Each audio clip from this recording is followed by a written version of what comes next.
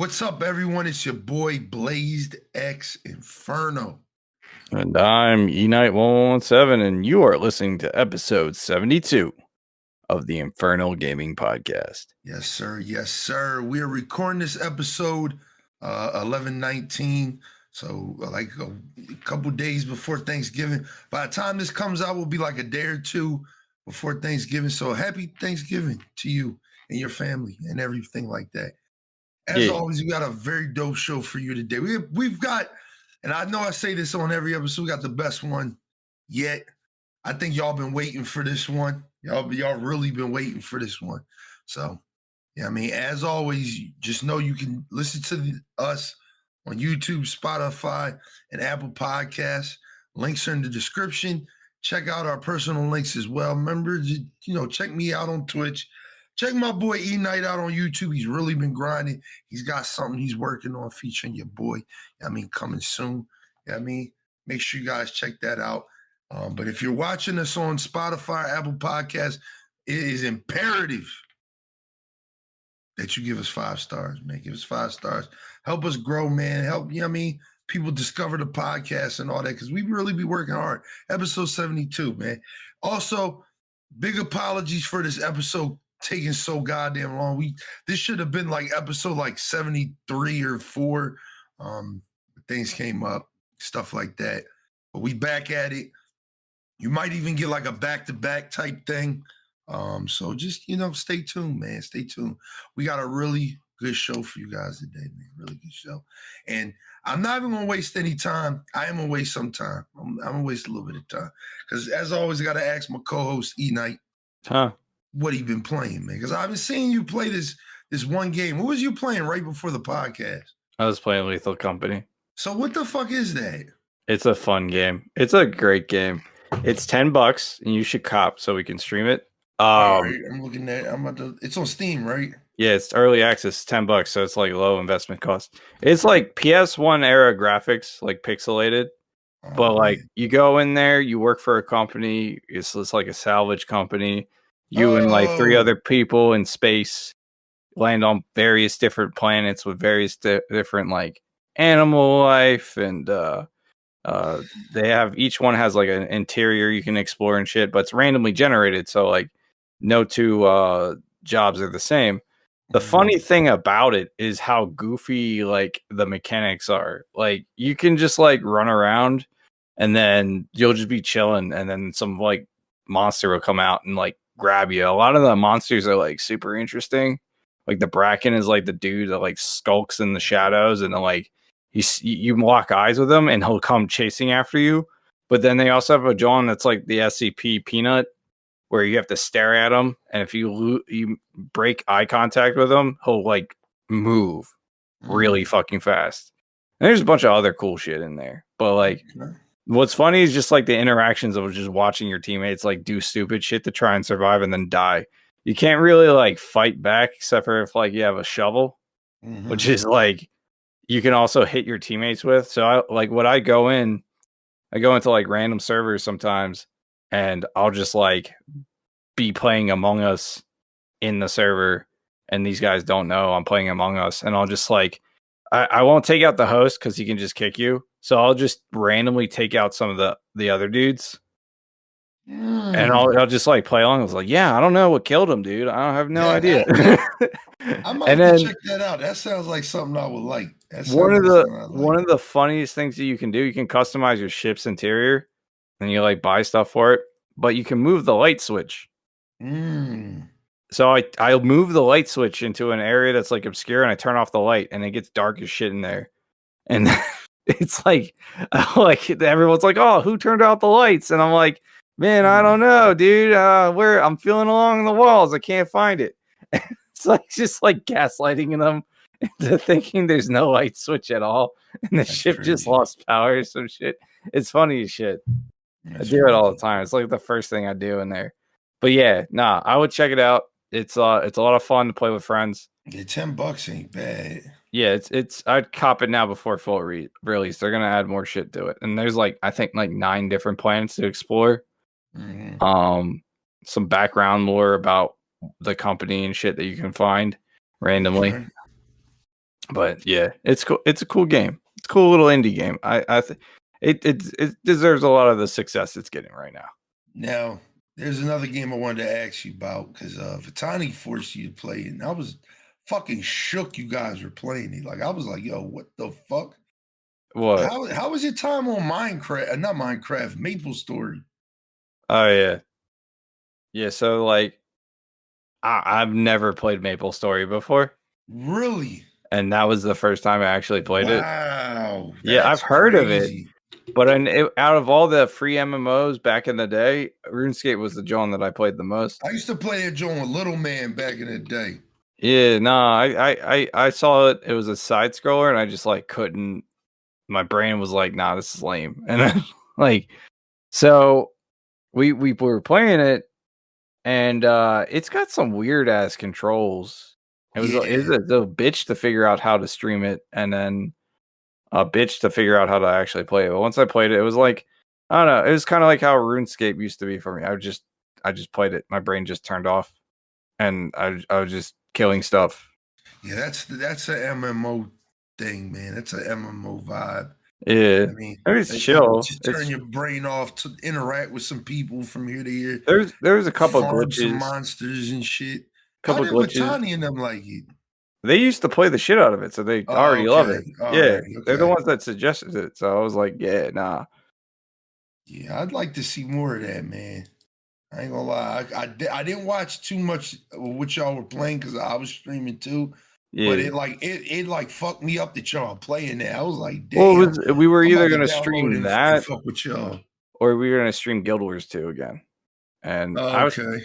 kind of hoping we would do Guild Wars 2 because I love Guild Wars 2 as like an MMO. But I did want to give Maple Story a try. It's just, it's Not one of for those you. games where, well, it's not a game I can play alone. I have to play with a group. I feel like that's every MMO though. I can't. No, I can play RuneScape by myself. I can play Guild Wars by myself. I can That's play if you're ESO by grinding. myself. That's No, if you're not grinding. even. No, like you could play ESO by yourself. I can. Yeah, that's true. Guild But Wars I'm 2 usually also. grinding something. Guild Wars 2 also is like that ESO vibe where you're just pursuing your storyline and just, you know, playing the story and trying to like just level up and shit. Yeah. Not like grind, but like you could just do that. Honestly, I do the solo dolo thing where I just play games by myself, multiplayer games. Like I do that in Halo all the time. I jump into Imagine Halo and just fucking just run around. And Yeah, that's how it was with BDO too. BDO was another game like I needed people to play with. Well, it's the same thing with Lethal Company. Like I was like, oh, I don't have anybody that like I gifted everyone the game. Mhm. But they're out in Anime NYC right now, doing that whole con run. So I have to wait till they come back to play it really. But I forced Toya to play it, and I didn't know there were giant space spiders in it. And he of course the first seed we get, there's a giant space spider hanging from the ceiling, and he fucking he just stopped moving. This motherfucker, man. Dude, it was great. But no, like I just started jumping into other people's lobbies, and then you of course you like, it's a gamble of like whatever the fuck you're getting. I jumped into this one lobby on Lethal Company where it was like French only, and I was just like speaking basic French, like a couple of French words and a few phrases, just trying to trick them into accepting me. And then, I gotta get this joint a try. And then some dude said like, try it out. So I've already kind of seen some gameplay. Well, this and dude, how fucking wild it is. This French dude said some shit in French. Was like, "Qu'est-ce que vous avez?" and some shit like that. And I was like, "Nah, dude, I just speak English, bro." And they're like, "Oh," and I was like, "Oh," and then they kicked me. I was like cracking up for a good minute afterwards. But yeah, no, I like those types of games where you can just like jump into a lobby and it's just like the vibe is just like kind of chill, but it's also a little chaotic. Mm-hmm. So yeah, if you're debating on getting Lethal Company and you don't have a fear of spiders, I would get it. It's a nice little horror. It's actually a horror extraction game, by the way, is what it's tagged as. Yeah. So it is like a Tarkov version. You go in, you get loot, and you get the fuck out. But it's not like hardcore where you have to go like to a certain area. It's like you just got to survive long enough to get on your ship and get out of there. Okay. So it's kind of like Marauders and DMZ and shit. Yeah, a little bit, just without PvP and shooting. You're just kind of trying to survive the PvE. Though I would like them to add like just a basic gun or something like that. Okay. All right. That's what's up, man. Anything else you've been playing besides that and Halo and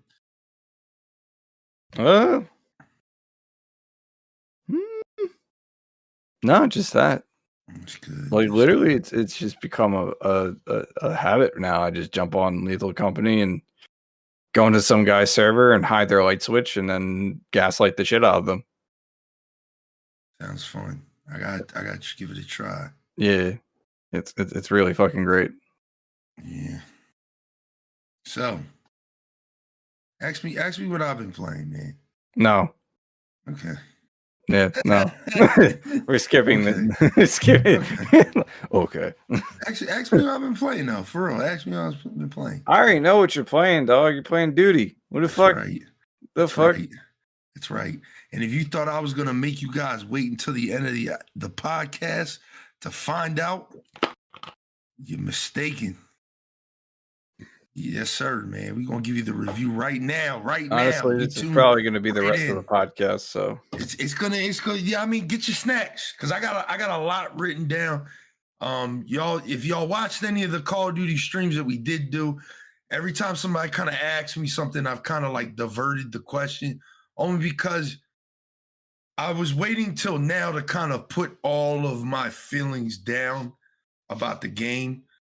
Because I think a lot of people with this game, they just kind of set the tone of why. A lot of people just kind of shot from the hip with everything. Like they were quick to just come out with these reviews and get everything out there. And now we got like this train where all of these content creators are just, they're bashing the same thing until that thing gets fixed, and then next week it's something else, and then after that it's a lot, dog. It's a lot. This Call of Duty has probably been at least for me being a content creator, probably one of the most controversial Call of Duty games to date, man. Like this game has literally like separated the community. It's like mid. Like the campaign sucks. The multiplayer is all over the place, but the shooting's good or something like that. Like I played the beta and I was like, oh, that's cool how they're doing certain things, but like. So we're gonna give you the title of this podcast right now. You probably already know the title because you watched. Call of Duty mid? No. The title of the podcast is Nostalgia, dog. Just 3 times. Nostalgia. Oh, I can fact check that. They put the classic Master Chief fucking costume on Halo Infinite store, and I bought that shit, and it was $22. Listen, nostalgia's killing y'all, man. It's killing y'all, and it's beautiful, but at the same time, it's like a curse, dog, because we're not 17 anymore. We're not 16 anymore. A lot of these feels don't even hit the same way, dog. Like it may hit you for a second, and it's just like, okay, like this is modern gaming. You know what I mean, we already know what we came for. It was the same thing with Halo Infinite, right? Like I actually remember the first time streaming Halo Infinite, and I actually cried. Like I actually cried when we all got into a custom game. I teared up when they announced the damn game because I saw how fucking close it was to the OG shit, and I was like, "That's." Oh, when we I was so happy and played it together, and we just played the multiplayer. It really made me emotional because it was one of those things where it's like Halo was such an important part of my childhood. It was very fucking important in my early to late teens. It was just very important, dog. It was one of the, it's one of the most pivotal shooters in my life, dog. Like you couldn't tell me nothing back in the day. I swore I was so nice at motherfucking Halo and shit. But no, it's just all right. I gotta speak on that though. You were good with the battle rifle, and you also at the same time thought when you crouched, you turned invisible. Oh, yeah. On I the remember radar, you you do. yelling. You're like, "How the fuck do you see me? I'm invisible. I'm crouching." I was like, "Bro, that's just the motion track." Yeah, That shit was hilarious, though. yeah, but nostalgia's killing y'all, man. It's just, and it's like we're all guilty of it. There's not one person that's listening to this podcast and can say it hasn't gotten me, because nostalgia is literally plaguing every single game right now and every single market. Just think about it. I'm gonna give you two rough examples: Fortnite and the new Assassin's Creed. Those are totally different realms, but look at what they try to do. The new Assassin's Creed tries to be like the old Assassin's Creed, to try to get you back in your feels, like, oh, remember when you can hide in plain sight and you can walk with crowds and shit like that. You know what I mean? And then look at what Fortnite just did. Fortnite had one of its biggest player returns in years by them dropping the OG map. Nostalgia works, and it's gonna work every time, dog, because it's crazy. I've never smoked crack in my life, but the analogy with crack is, most crackheads are chasing that first high, dog. They're always chasing that first high. And that's how we as gamers have become. We're literally chasing that first feeling, that first time we dropped on to Tilted Towers or Moisty Mire or motherfucking Fortnite. I remember dropping in because we streamed it when the OG map came out, and I was sitting there like, wow, this brings back so many memories. But for me, the nostalgia only lasted so long because I was never big into Fortnite back in the day. But for a lot of people, that was a big part of fucking coming back to the game, man. Same thing with the new Assassin's Creed. That was a main point for a lot of people to go out and try to buy that game. Oh, they got rid of all the RPG shit. Oh, it went back to, the old days and shit. Bet I'm a copy. Nostalgia is killing everybody, dog, and we're all guilty of it. Every single gamer is guilty of it because we pay into it every time. Mm-hmm. And this new Call of Duty is literally no exception, dog. Bro, no like exception. 90% of the maps, first of all. Not 90%, all of them. All 16 multiplayer maps are from Modern Warfare 2. Not the ground war map. Not the ground war map, but who the fuck is playing ground war? I am, dog. I haven't even touched ground war. I didn't even look at that shit. Listen, I could tell you that they didn't even improve that shit at all. Like, that shit is the exact same. That's why I called it Modern Warfare 2.5, because it's the exact same game, just with like, ooh. And we're gonna talk about that. We're gonna talk about a lot of things. I want this conversation. I don't want to dumb anybody down. I don't want to join all of these crazy conversations that's going on and these little hate trains that's going on Twitter and YouTube. And let's pick on what's fun to call out about this game right now. But like, negativity sells more than positivity. Facts. That's why you see on Twitter people say the most negative shit to try to get impressions. Nah, that's just Twitter. That's just fucking Twitter.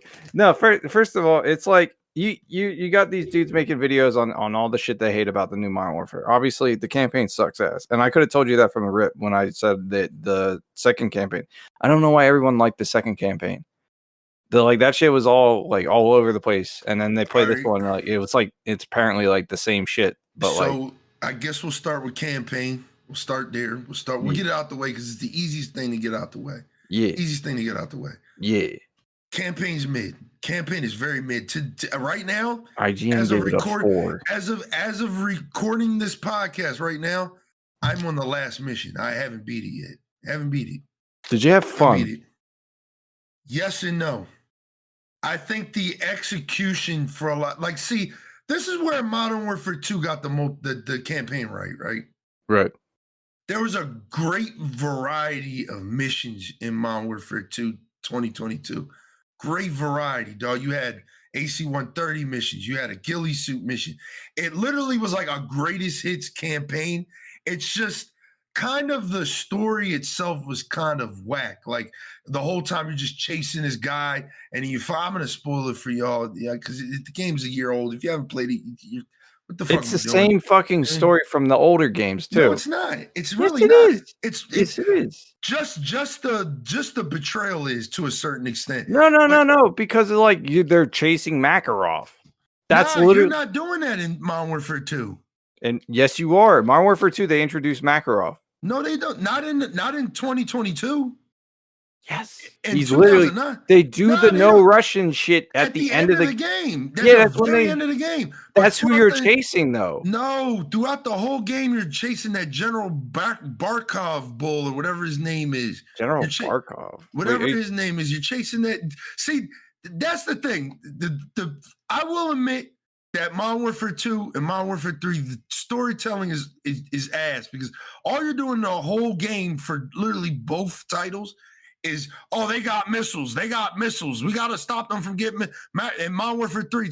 Makarov's got missiles. Makarov's got missiles. Makarov's got missiles. And the second game, I think his name is Gorbani, General Gorbani. That's the guy you're going after. Right. And that's a guy you capture in Mexico. And then you do all those missions to capture him. And they're like, oh, we got to let him go. And you let him go. And then, I mean, it's just, they don't get to Makarov till literally there's the like end a of the mission game. though, like that there's like a whole plot hole in one of the missions where it's like you chase him over the Mexican border. Yeah, so I just and then but it's like you don't chase him, you're chasing him from Mexico. Yeah, and he goes into in America, and then he goes back to Mexico. It's like, what the fuck was the point of that mission though? Like that's that's what I said, man. The mission structure of Modern Warfare 2 is great. It had a great selection of missions. They were fun. If you were just to be like, all right, I'm going to play this because I like this type of mission structure, I like the missions, then you're going to have a good time. If you're going to try to pay attention to this bogus story, you're not going to have a good time. With Modern Warfare 3, the campaign is bad, dog. It's bad, and it's because of two things. They have these new active missions that you can do now, which is basically like they rip a section from Warzone, they rip a whole section from Warzone, and they allow you to do these missions within the Warzone map, and you can just complete them however way you want. You can go full stealth, or you can be just loud as shit. That's literally it, man. That's literally it. And then there's your linear missions. Of course, they still have the linear missions where you got to stay on the trail and you can't open doors for yourself. Other people's got to open them and shit. Yeah, I mean, but a lot of those missions are those active combat missions. I think they're called like active combat. And it's like the execution would be a lot better if it was just if it was like I could create my loadout before I go in. It's like you have to, it gives you a loadout, and then throughout the map, you have to find guns to unlock other shit. So what you're saying loadout for a second playthrough. It's weird.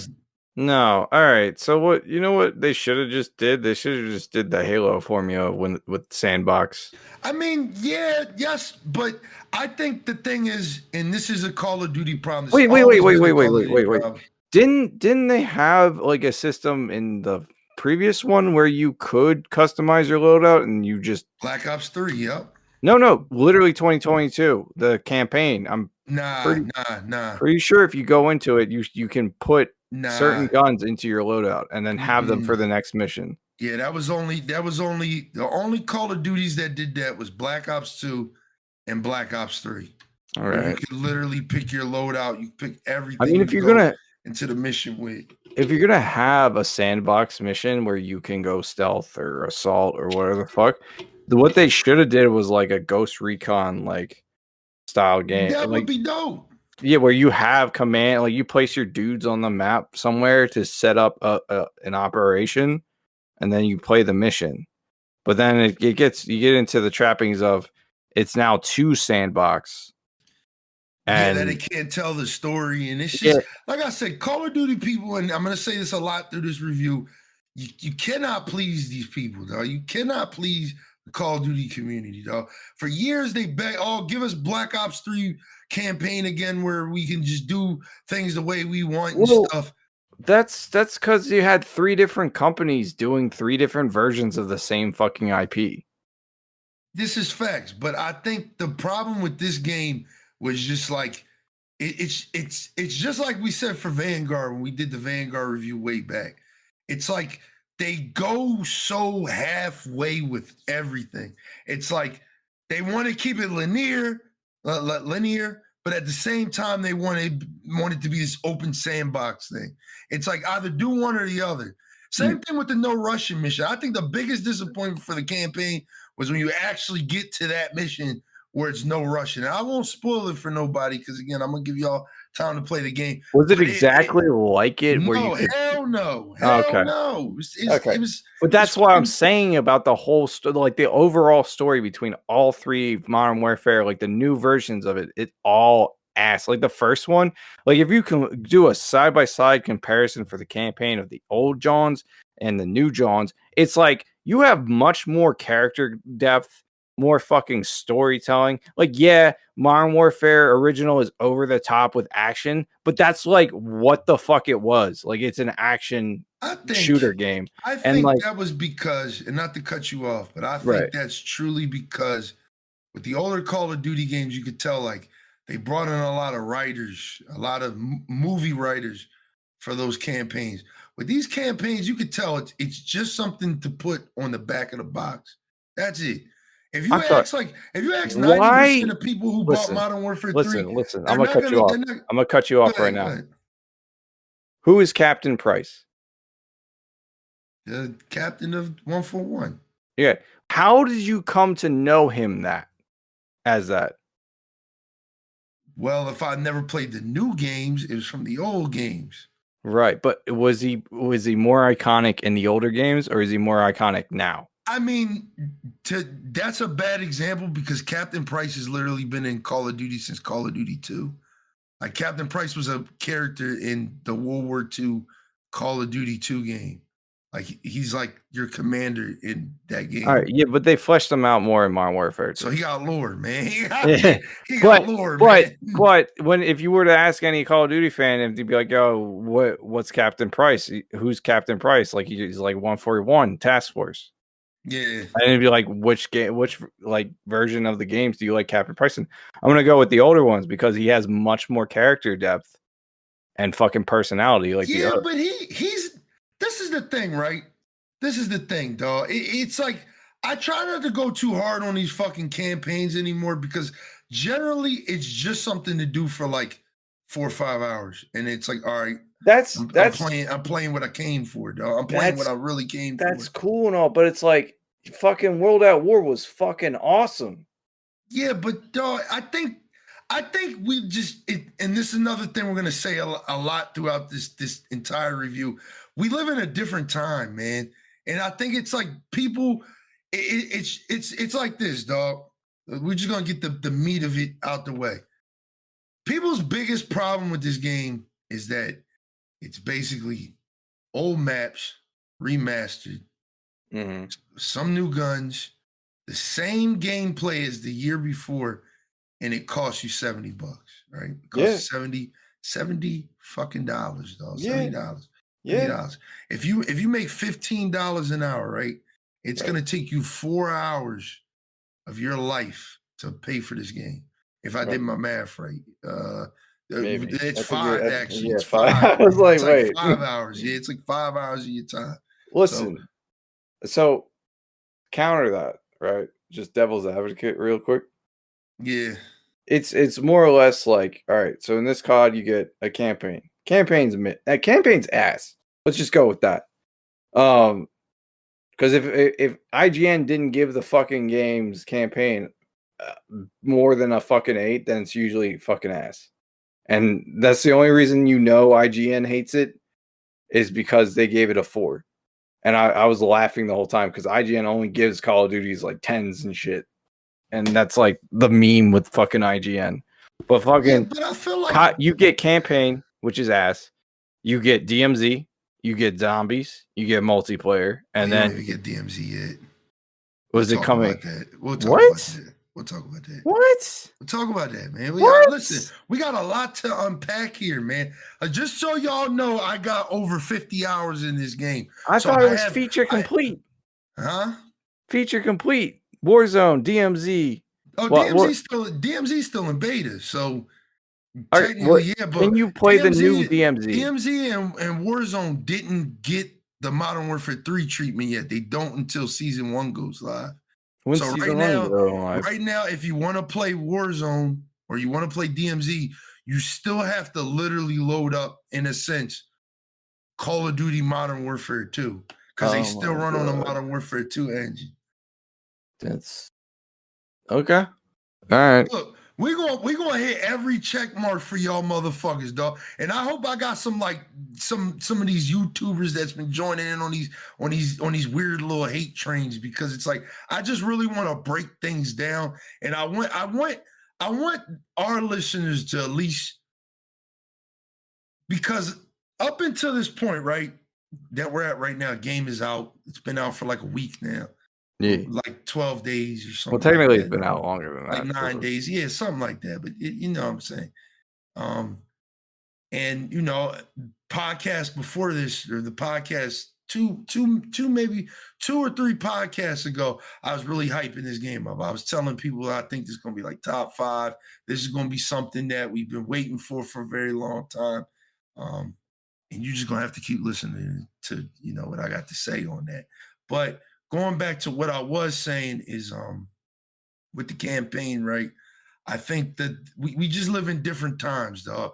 We live in different times where I think it's just like Apple, right? Like Apple, they do all these different surveys and tests and reports on everything that goes on within their ecosystem. So when features like, if you're from the outside, that's the thing. That's the crazy thing about the world. When you're from the outside looking in, things look crazy to you, because you're just like, why would they do that? Until you're actually in there, until you actually feel it, and you're like, all right, this is something that none of us really fucking use, so it doesn't matter if it goes anyway. Like I remember when the haptic feedback, I forget what it's called like Force Touch on the older iPhones, right? When they got rid of that, people were devastated. Why would they get rid of a feature? And guess what? In like 2 months, you forgot about it, because guess what? You were already programmed to forget about it because you weren't even using it. It was a check mark. It was something on the back of the box or on their keynote to sell you the phone, and you barely used it. And through all of their, you know, their R&D and everything that they do, you know what I mean, with their ecosystem, they figured out that was something that they didn't use. So guess what? They cut it. And I feel like that's the same thing with campaign. I feel like at this point, Call of Duty's almost damn near forced to just put campaign in there because of Black Ops 4. Because of Black Ops 4. Black Ops 4 was the first Call of Duty that didn't come out with a campaign. And you really didn't give a fuck. Like you really didn't give a fuck, because overall, like Black Ops 4, hold up. Black Ops 4 was a solid product outside of it not having something that was in Call of Duty since the first game. So it was just like, when they removed it, it was just like, all right, I still got fucking multiplayer, which is why I'm here, why I buy this game every year, right? I got Blackout, which is a brand new mode, their take on Battle Royale, probably the best Battle Royale they ever had. I missed out on it because I wasn't a big fan of it, but like looking back, like it was pretty dope. And then you had like zombies and shit. Yeah, I mean, like they know what fucking works, man. Like dog, this is the thing, right? With all of this shit that goes in the world, you think they just like wake up and just like, we're gonna get rid of this shit? It's like they know what people are playing and what they're not playing, dog. They know, like, yo, people really like Verdansk and people really like this map. So all right, let's make a map that's like Verdansk, dog. They know what they're doing, dog. They know what they're doing, man. Like, of course you're going to have that divide, because at the same time, you have people who like campaign, who, and I'm going to say it, and I'm sorry for hurting your fucking feelings, you're stuck in the past, dog. Those were back in the day, right? Back in the day. Let's take it back to 2008, 2009, 2010, those times, because I can relate to you. I can relate to you. You're still holding on to your Call of Duty campaign. I can relate to you, because back in those days, guess what? I didn't have fucking online either. So when I bought a Call of Duty title, guess what? All I could do was play the fucking campaign. That's all I could do. We live in a world now where you got Wi-Fi, dog. You don't have a fucking excuse unless you live in the Midwest, dog. If you live in the Midwest, that's a different story. If you're in a major city or you're outside of a major city or something like that, or in a well-populated area, dog, like, come on, give it the times, dog. Like, most of these games just aren't doing that shit no more. Like, look at Titanfall, right? The original Titanfall. Titanfall dropped by trying to tell the campaign within the multiplayer, right? Right. It failed on that. In my eyes, it failed on that. Oh no, it was one of the hated aspects. Yeah, I didn't like it. I thought it was kind of whack, but I seen what it was trying to do, because again, these companies know what the fuck they're doing. They know it. They run the tests. They run the test. Whether you see it or not, you're a guinea pig every time you turn the game on. They know what you're playing. They know what you're. Listen. No. To counter that point, Titanfall 2 came out with a full ass campaign. With a full ass campaign. Full ass campaign. I'm just gonna get there. Give me a second. Because like I said, I'm gonna play devil's advocate this entire review. Okay. Because I want people to see both spectrums, because I feel like with this game, everybody's so split, man. You have people who really fucking love this game. You have people that really hate this game, and you have the people in the middle that's just trying to dick ride off of what's popular right now. Like, right. It's like weird, man. It's like, I watched this content creator, not gonna say his name. I knew I was gonna bring his ass up, but I watched this content creator all year talk about, if Modern Warfare 3 is like DLC to Modern Warfare 2, I'm not buying it. I'm not doing it. They're not getting my money. I'm not doing this. And guess what the fuck this nigga was doing day one, dog? Playing right in the multiplayer like everybody else, dog. Yeah, well, I mean, like, he's a COD fucking YouTuber. No, it's right? just like, it's like everything in the world. When something is popular to hate on, right? When it's popular to hate on something, people are gonna join that bandwagon. There's people who never played Cyberpunk, but because it was popular to hate on Cyberpunk, because it generated clicks, everything, guess what they did? They hated on Cyberpunk. Now look at Cyberpunk. Cyberpunk is nominated for Game of the Year. Came out 2 years ago. 3 years ago. It doesn't make any fucking sense to me. No, This lineup for the Game of the Year shit doesn't make sense to me. This is what I'm trying to tell you. It's going to boil down to something towards the end of this review, and I need y'all to keep that in your mind. So going back to Titanfall 2, right? I know I'm jumping all over the place, but I need y'all to understand where I'm coming from when I tell you what I'm going to tell you about this game. So when Titanfall 2 came out, right? They learned from their mistakes of the past. They're like, bet storytelling is important. They understood that they have an interesting universe to work with, right? They have this very interesting universe to work with, full of, robots and war and fucking the frontier and all this other shit. So they worked with it. They got a banging ass, it's short, but banging ass campaign in there, right? They put a solid campaign in there with boss fights and all types of shit. It was great. It's great. It's fucking phenomenal, dog. I love Titanfall 2. I told people on stream, and I'm going to say it again on here. If Titanfall 3 was out, I wouldn't even be playing Call of Duty. But unfortunately, got to play Apex Legends instead, because that's what Respawn wants you to play. But no, we're going to get to that. We're going to get to that. That's not even entirely true. It's not even entirely true, because of the dude. Oh my God. We're going to get to that. All right. Titanfall 2's multiplayer was fucking phenomenal, dog. Phenomenal package. But guess what? Man? EA knew what the fucking breadwinner was, dog. They knew what the real breadwinner at the time was. They put all their money on Battlefield.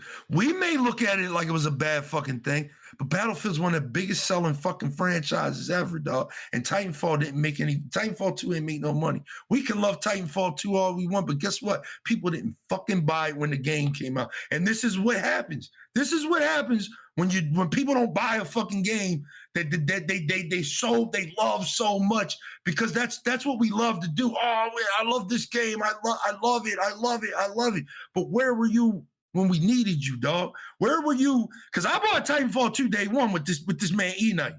All right. If I remember correctly, I was the hypest. We went to GameStop together to go pick the shit up. So I'm trying to tell y'all, dog. They put robots, right, and you could get in the robot. And then they had the one robot with the sword, and I was like hype as fuck because I wanted to play the John with the sword. Titanfall 2 so good, man. It's so fucking good. And listen, it's still fucking good. Let's talk about where Titanfall's at right now, right? Titanfall's in this mysterious loop of it's coming, or maybe coming. It's all cryptic and shit, right? Oh, it's not coming. So let's not get there. Let's not get there. Another time, because we got a lot to talk about. So let's not get there. But I'm just trying to make a point for y'all, because look at what has become of Titanfall. It's now Apex Legends. Apex Legends it's not in the game per se.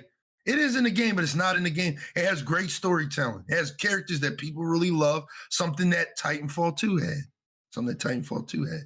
Characters that you really love, BT, Cooper, all those people. You really like those. Lastimosa, whatever his name was. Didn't the most recent John nostalgia bait with BT? Kinda, yeah. Yeah, in the cinematic. He was more nostalgia for you. Oh, remember Titanfall? It looked like the same thing with the one champion, the one that I came back to actually try and play. Valkyrie, yeah. Her dad worked with her dad was the Bish dude or whatever his name speed is. his life. Yeah, and we killed his fucking ass. Yeah, but look, I'm just trying to tell y'all, man. I'm just trying to tell y'all, dog. These companies know what the fuck they're doing because they know what they're doing, dog. We can hate all day, but the problem is y'all are either not buying it or you're fucking buying it, dog. You just that's just what it boils down to. It's what it boils down to, dog. Like, we're gonna get to it later in the podcast, but when GTA 6 comes out, GTA 6 is gonna kill like everything on Twitch, dog. It's just gonna be all fucking GTA 6 for like 2 weeks until people find things to hate about it or something that's just gonna make the game go, because hate fuels everything. And then we're gonna just get back to regular. I mean, we're gonna get back to regular. Now, like I said, where we're at with Call of Duty, I feel like campaign has been just taking a backseat for a long ass time. I would say since like Vanguard, because Cold War had a good story. You could tell they really kind of put a lot into that story because people like the Cold War, the Black Ops story. They like how the twists and the turns and everything works out. So I think that they really put some time into that. But I think with like Vanguard on, it's just something to put on the box to say blockbuster campaign. I mean, dog, I can name like 3 people out of the 30 people I played fucking Modern Warfare 3 with, and none of them even thought about playing the campaign once. And it wasn't because of IGN. It was just because that's not what they're there for. That's not what they're there for, man. I mean, like, a lot of y'all have to really understand, like, there's a reason why these things are hyped up the way that they are, because there's certain parts of that game or that genre or whatever that creates the most tension, dog. With campaign, it's just burnt out now, dog. It's an interesting thought because, like, in comparison to the Halo community, we're fiending for more campaign content. Well, like, unfortunately, look what they're doing. We just got no. Listen. The reason why we're fiending for it because, like, we just got AI in Forge, and now everyone's just making their own campaign levels. It's kind of dope. It is dope. It's a lot of fun. Someone remade the entire first mission of Halo C, or not the first mission, but the entire mission of the what is it called? I forget what it's called. No, you land on the island. Oh. Yeah, they made that whole mission. The silent cartographer. I think that's what it is. Yeah. The name escapes me, but you come in on the Pelican and you land on the beach. Yeah, that's silent cartographer. That's like the most fucking iconic mission in Halo. Yeah. So they made that entire mission, with the exception of maybe sound effects and some cutscenes, to scale, and it works. Halo community is feeding for campaign DLC and any type of story content. It's mind-boggling to me that one community of the gaming industry is fiending for shit like that, and another community is like not necessarily split, but it's like some of them want it, some of them don't, and it's like unfortunate, but that's like just how it's always gonna be, man. Like, you're just always gonna have I told you when back in the day with Modern Warfare, the classic one. The only reason I played Modern Warfare wasn't just to play multiplayer. It was because the campaign was actually good. The writing was good. You had a So really it's good like, campaign. yeah, and it's like, oh, are you gonna get Modern Warfare 3? I was like, yeah, I'm just getting it for the campaign. So I was gonna buy a $60 recycled fucking multiplayer game for the campaign. Yeah. But that's how good the writing was. Yeah. So I think like with this game, the campaign was kind of an afterthought. There's a lot that kind of goes into this game too. Like apparently they didn't have like a full cycle like every other Call of Duty did to make it and shit. I don't think that's a good excuse. I really just think like at this point, like I just think they don't want to dump any more money into creating these campaigns and shit that people are gonna play one time, and then you're gonna spend the rest of your time in a free-to-play mode that costs you $0 to play, or you're gonna spend $70 to play the multiplayer and the zombies and all that other shit, because that's what you're there for, dog. That's what you're there for, dog. That's what you're there for. That's what you're there for, dog. That is what you are there for, dog. And if you're sitting there telling yourself, I bought Modern Warfare 3 because I want to see what the end of the story is, come the fuck on, dog. No, come the I did. Fuck on. You know I did. I'm talking about this new one. Oh no, I don't give a fuck about the story. Like, that's what I'm saying. Like, but that's because, and I will say it again, the writing is fucking trash from the previous one. Yeah, and it's it's a watered down version of the same fucking story. They added some. Not to cut you off, but I think I agree with that. I just think the problem too is a lot of the storytelling is told through fucking Warzone now, and it's fucking weird. Like, there's nothing weird about it. That's okay. So I understand what they're trying to do there. They're trying to get people who just like campaign or PvE content and pulling them into the Warzone content or the DMZ content. And I think that's a good idea. But what happens is that you end up watering down the content or the campaign, the actual story, and making it lackluster, because you can't actually have anything like meaningful change during the live service of the game until the next campaign that comes out. Think about it. You think about it real quick, all right? You played Halo 4, right? Yeah. You played that campaign? Yeah. You play Halo 5's campaign? Yeah. Okay. What about the time skip there that kind of fucking caught you off guard? Who the fuck is Locke? Exactly. Who the fuck is Locke? Who is this guy? Who is Blue Team, right? Going after you. There's a lot of shit, man. Do you understand what happened in the interim between that storytelling and Halo 4? The story through a bunch of comic books and movies and games and shit. There's a lot of lore in between that's outside the games. Now, there's nothing wrong with the time skip and introducing the character. But the writing is important on how you go about it. If you ever understand the casual audience of Halo, it's like, oh, I'm going to play this campaign. The story was so good. If there's DLC, I'll play that. But I'm not going to fucking read the books. I'm not going to fucking enjoy some of this extra external lore universe out here because I want to experience it via the video game and or possibly a movie or TV show. But the TV show's ass and is so far removed from the fucking universe that no one actually gives a fuck about it. But if you take a casual audience member and feed them a bunch of story through the live service, it has to be kind of just like mediocre, because when the guy that eventually just stops playing the game, because he's playing something else and he doesn't have time to play this game anymore, and you release the new campaign, he's going to be so fucking confused as why all this shit happened without like a good, well-written recap or introductions for new characters that were introduced over the live service.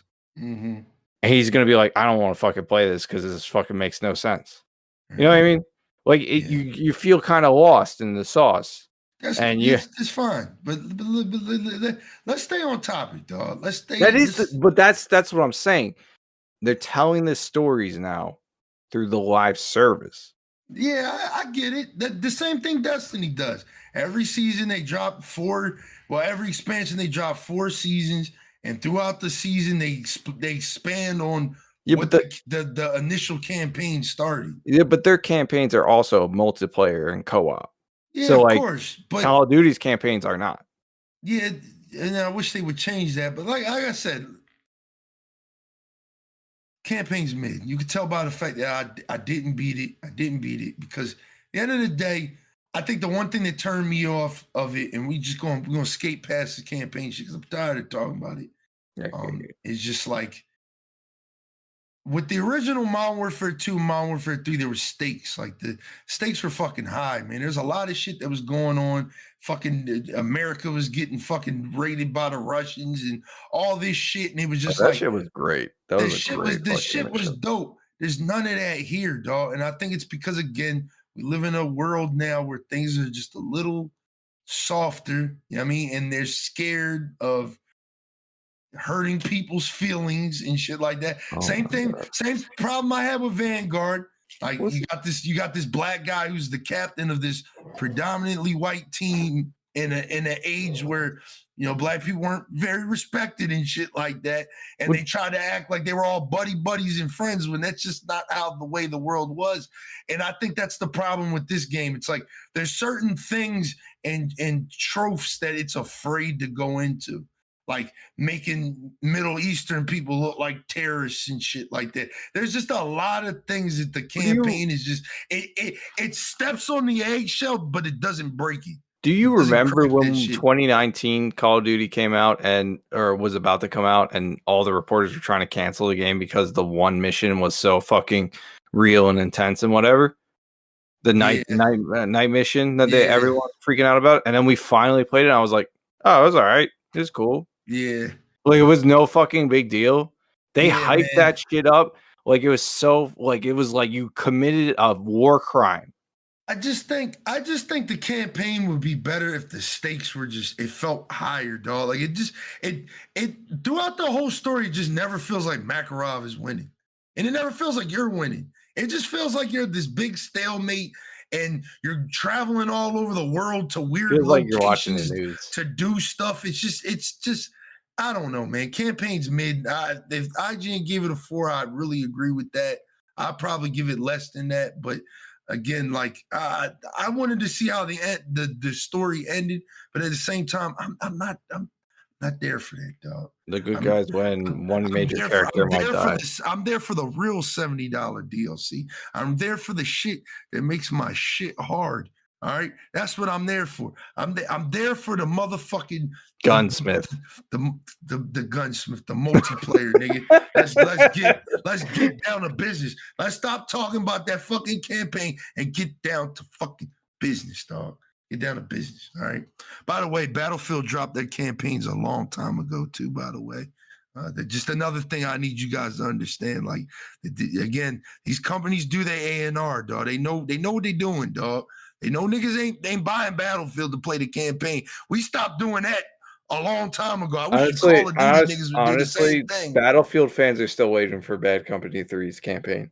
Okay, man. They are. Those were the best ones out of all this, the entire series. So this multiplayer, $70 multiplayer, dog. $70 DLC, dog. Yeah. Where do I begin? Which direction you want me to whip my dick out? First of all, how much did you spend on the Battle Pass? Oh, I bought the $100 edition, baby boy, man. I got the Battle Pass ain't out till the season 1, and I already got it paid off. So yeah, man, it's all there, man. It's all there. It's all wild. There. Wild. It's all there, dog. It's all there. All right. Settle down. How are the maps? How are the maps? No, because that's what people are mad about, right? The maps being just a $70 remake of the same fucking shit they had like 10 years ago. And how are the maps? Let me answer that the way I've been dying to say this on stream. I'm so glad I get to see it. It's y'all fault, dog. It's your fucking fault, dog. It's like this is what I hate about the modern day gamer, right? We've gotten to the point where we've almost become just as entitled as the people that are selling us the fucking product, dog. No bullshit. No fucking bullshit, dog. No bullshit. We've become so entitled to the point where it's just like it blows my mind, dog. Mm-hmm. A year ago, this is what everybody wanted. I wanted Modern Warfare 2 with all of these motherfucking these maps that we now have on Modern Warfare 3, right? And this is why I said the title of the podcast is nostalgia, nostalgia, nostalgia. And you're guilty of it. I'm guilty of it. We're all guilty of it. Nobody's walking out of this podcast. I'm not gonna fucking lie. Again, all like I said in the beginning, baby. bought that $20 Master Chief CE armor kit. I'm not just talking about you. I'm talking to the listener, dog. Because the one thing I want you, yes, you listening to my voice. Twitch.tv/BLAZEDxENFERNO so you can hear it more. Shut the fuck up. I want you to walk away feeling like you're responsible for this shit going on, because you are. You're responsible for it. And now you know what you want to do? You want to play the fucking victim. And it's just like, dog, this is what we asked for. We asked for this so much. Guess what they did? They gave us a mosh pit playlist, right, of Modern Warfare 2 2022 maps, and that's what everybody plays. They don't play the beloved favorite maps. Yo, listen. Let me say it for you one more time. They came out with a playlist of maps from the previous Call of Duty. It's only like 4 or 5 maps, dog. Right. But it's 4 or 5 maps. And it's just in a mosh pit. It's got Dom, Hardpoint, Team Deathmatch, all that shit in it. You know what I mean? And that's one of the most played playlists right there. Not the regular quick play with the 16 maps that we swore was the greatest era of all time. It was so amazing. It was, oh my God. And it's just like, I've been waiting to say this for like a week, because it's just like all I keep hearing on Twitter, all I keep seeing on YouTube. It's like, bro, you asked for this shit. You begged them. You literally, people probably sent death threats because that's how fucking weird y'all are, right? That's how fucking strange y'all are. And they finally gave it to you, right? They finally gave it to you. Oh, my bad, you had to pay for it. You had to pay for it. You had to pay for it. I mean, you had to pay for it, all right? You had to pay for it. And you're not satisfied. And the thing I've been telling people since the beta is that I don't think, and I said this, I literally clipped it. I said this. I said, I don't think these maps are going to play well in 2023. These maps played good back in the day when people played Call of Duty a totally different type of way. When the movement was a little bit more slower, it was a little arcade-ish. You didn't slide all over the map because there was no slide back then. So I can actually back you up here, because it's the same shit with Reach and Halo Reach. So, or it's the whole sprinting debate in the Halo community. Some people fucking hate sprint. Some people, the reason being is because the classic maps were played without sprint, because it wasn't a mechanic. You just did a light little fucking jog, or you walked around. In Reach, they remade a bunch of shit, but they had to make the maps longer and make certain sections a little bit wider, because they had to account for the armor ability sprint. And that's also a reason why, like, a lot of Halo 4 maps, when they try to reintroduce classic, since sprint was an innate ability, it was like, oh man, this shit, it makes the map play much differently. It makes spawn trapping a lot more easier, and because the map is smaller and you can get to places quicker. Now they solved this, and I will go on record as saying they solved the shit with the sprint issue in Halo Infinite, because Halo Infinite sprint ain't that fucking fast. Yeah, they solved this age-old issue of, oh my God, sprinting my Halo. If you still like the classic gameplay, you can always turn You don't Facts. have to. You can always just use. And Bungie classic did a movement. great job with handling that on Reach, because they not only did they have to plan that out, they had to plan how vehicles worked around the armor lock and shit like that. There's a lot of mechanics, but They that's had to nerf. They actually kind of fucked up with armor lock in the beginning because they had to nerf that shit. Yeah, like I after remember. release, because I it remember. was rampant. Everyone was using Yeah, that shit. It yeah, was I like, remember. I was there, man. But to say that they essentially recreated the classic maps from 1-to-1 without addressing the scaling issue of movement, which tells me that they didn't really play test most of these maps a lot like that. They probably were like, oh, do you spawn in? Do you shoot? Does it work? All right, cool. Here's your nostalgia. I played High Rise on the beta. Exactly. I sat up on the fucking roof for an entire match, just dominating. All right. I had the fucking ammo thing that recharges passively, and that's all I did. I put a sentry turret up top. I sat there with a fucking AR, and I just fucking gunned dudes down, and maybe died one time or two times there, but still was able to get back up to the same exact spot because High Rise was a fucking broken map. Yeah. It was a Easter egg on a map where you could get to secret locations and snipe people, but eventually you would run out of ammo. Now the problem is with Modern Warfare 3 is that you have this fucking passive ability that recharges your fucking ammo after like, I don't know, a minute. And it's I think like every 25 seconds or something. But it's also like it increases with each kill you get or some shit. So like you have that. You will have kill streaks you can get that literally will just lock down areas. Like that's you can't have maps that give you like an unfair advantage. And a lot of these Modern Warfare classic maps do that. So yeah.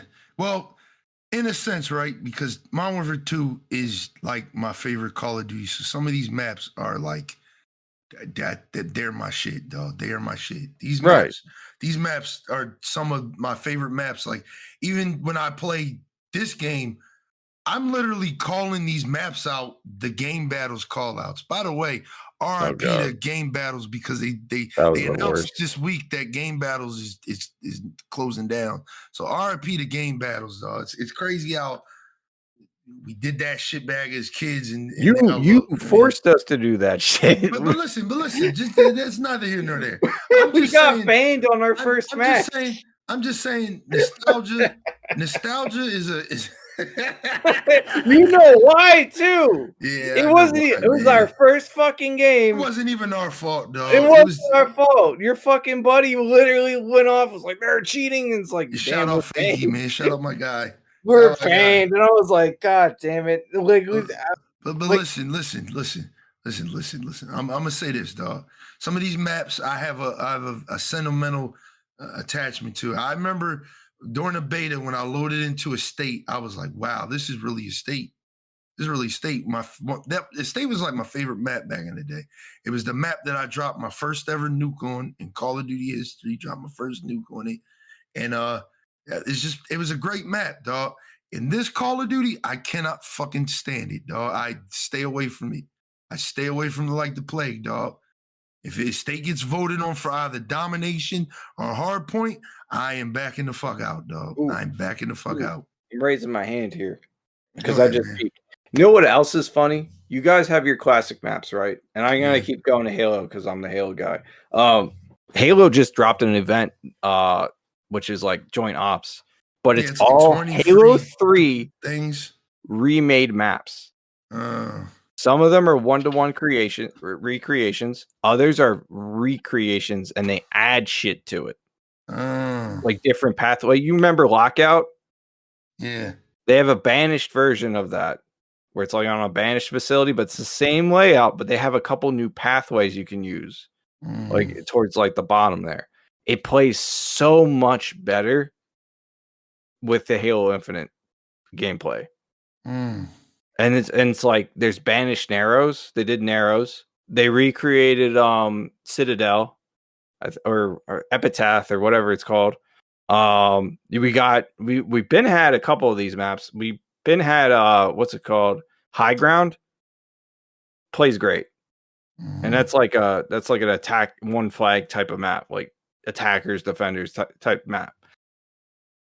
and these are all community made for the most part. So like this is what they probably should have did to these quote unquote new maps that are classic maps.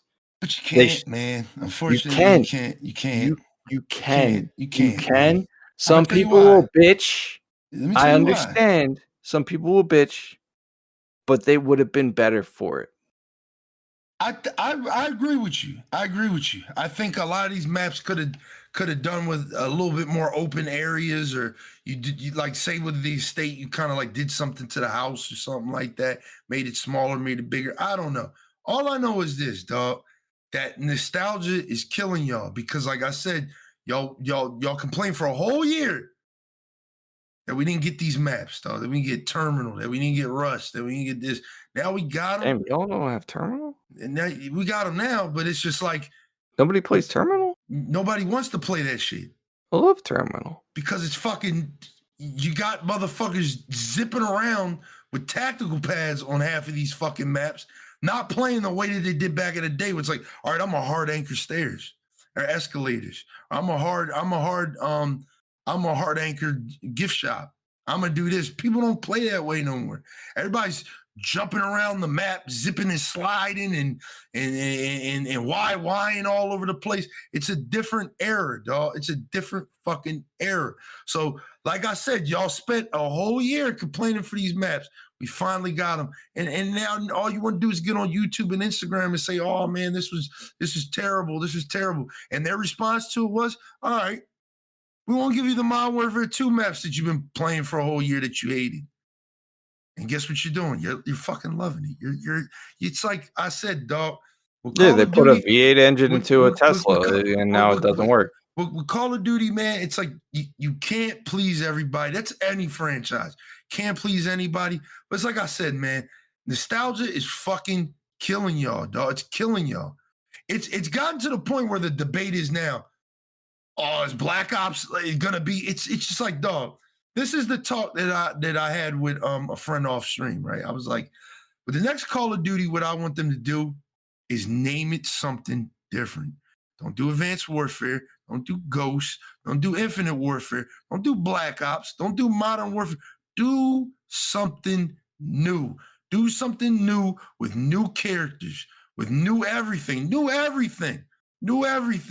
Because like I said, if you really think about it, they've been remaking the same game for how long, dog? Forever at this point, dog, right?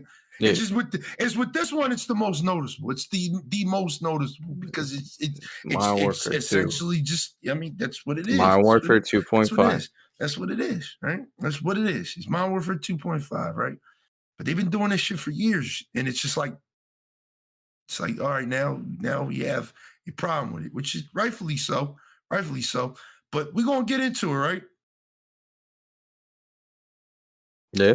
Multiplayer. Yeah. It's fucking phenomenal, dog. It's fucking phenomenal.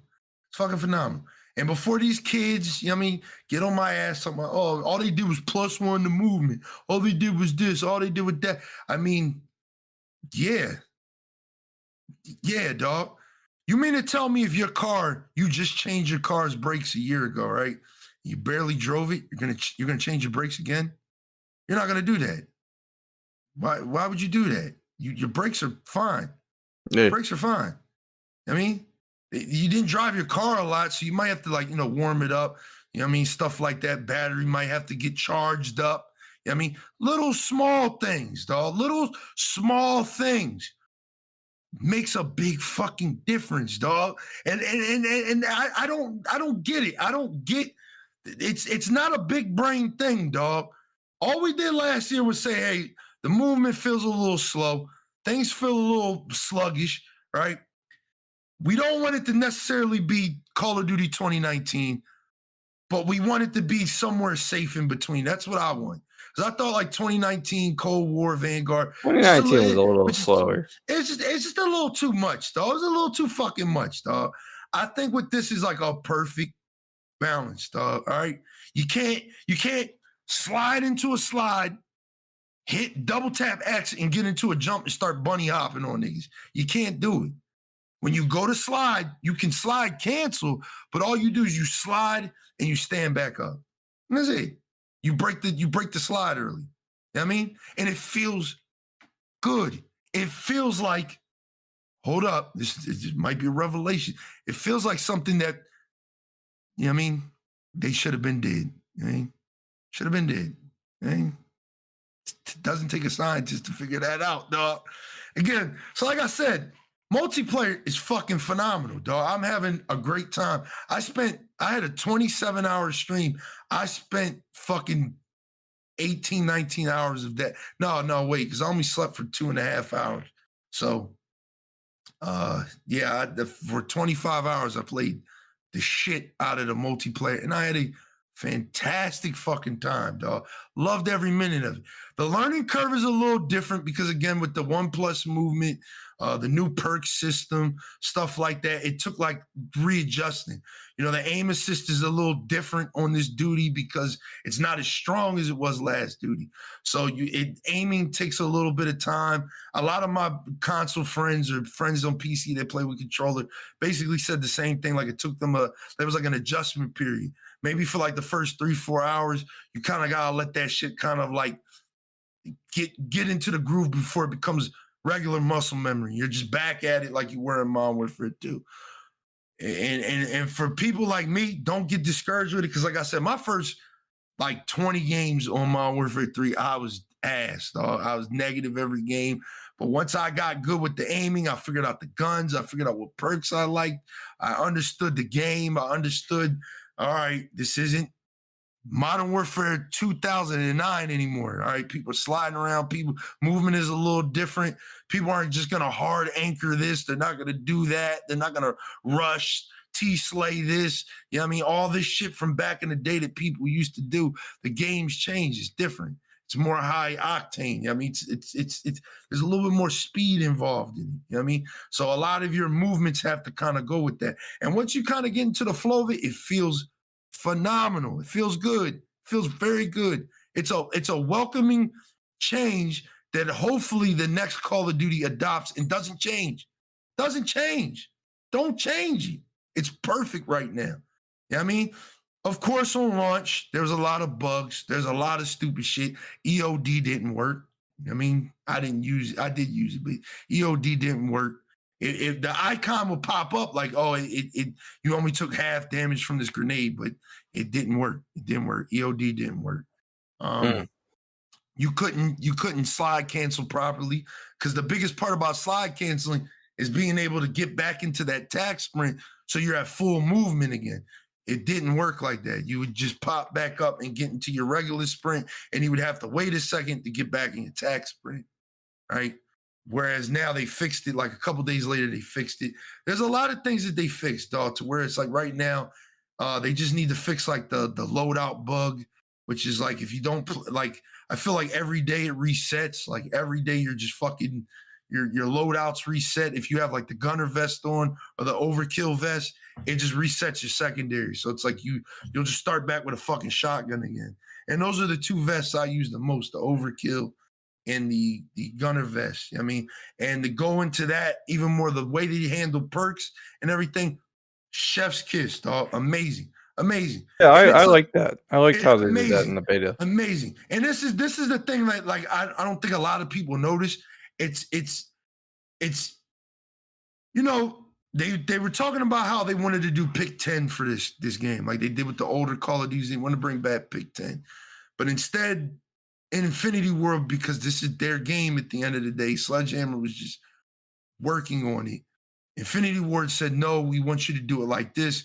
So they kind of kept pick 10 in there to a certain extent, but they changed certain things. So certain vests you wear, get rid of certain equipment or double certain equipment. So if you wear like the engineer vest, I think you get like 2 stuns or something like that. You know what I mean? And you don't get a frag grenade. If you use the overkill vest, you don't get a field upgrade. It's like little certain shit like that. Like the gunner vest, you don't get boots. You know what I mean? And it's like, it's a big brain thing that you wouldn't think about right away until you're just like, oh shit, it's making me pick which one I want. You know what I mean? All right, I take the gunner vest, I get another primary, you know what I mean? But I lost my boots. So now I can't I can't use tactical pads, and I can't use covert sneakers, which are the strongest boots in the game. Balance, very good balance, right? Very good balance. The one vest blocked the way the perks are lined up, right? You can't run. I think it's Ghost and Ninja at the same time. Ghost and Cold Blooded at the same time. You can't run them, right? You just can't do it. It makes you pick one or the other. What do you want to be detected by? Players or AI controlled kill streaks? You know what I mean? Great balancing, dog. It's not to the point where it was in the older games where the minute you threw something up in the air, it just didn't do anything. It's like the balancing is there with the way they did the perks and everything like that. Like me, I use the commando gloves because my favorite thing about Call of Duty Black Ops Cold War was that you can sprint and reload at the same time. Commando gloves let you sprint, reload at the same time. But now I can't use the ADS gloves to allow me to ADS faster and move around faster. You know what I mean? So it's like you kind of got to pick and choose what you want. And I really, really like that, dog. I really like how they did a lot of the changes with the multiplayer. It feels good, man. Like I said, a lot of these maps I'm not a fan of anymore just because, again, we're in a different era. People aren't hard hold, hard anchoring this, doing that. You know what I mean? Quarry. I mean, it's not about big side, little side anymore. None of that shit. It's just literally people are rotating around the map. They're rotating around the map. You have your campers like you always do, but people are rotating around the map. The spawns are a fucking mess. Worst spawns in Call of Duty history, dog. All right. Literally, the other day, I have a clip up on TikTok, probably like later this week. I literally got a 10 kill streak in like 7 seconds because the spawns on Rust are so broken.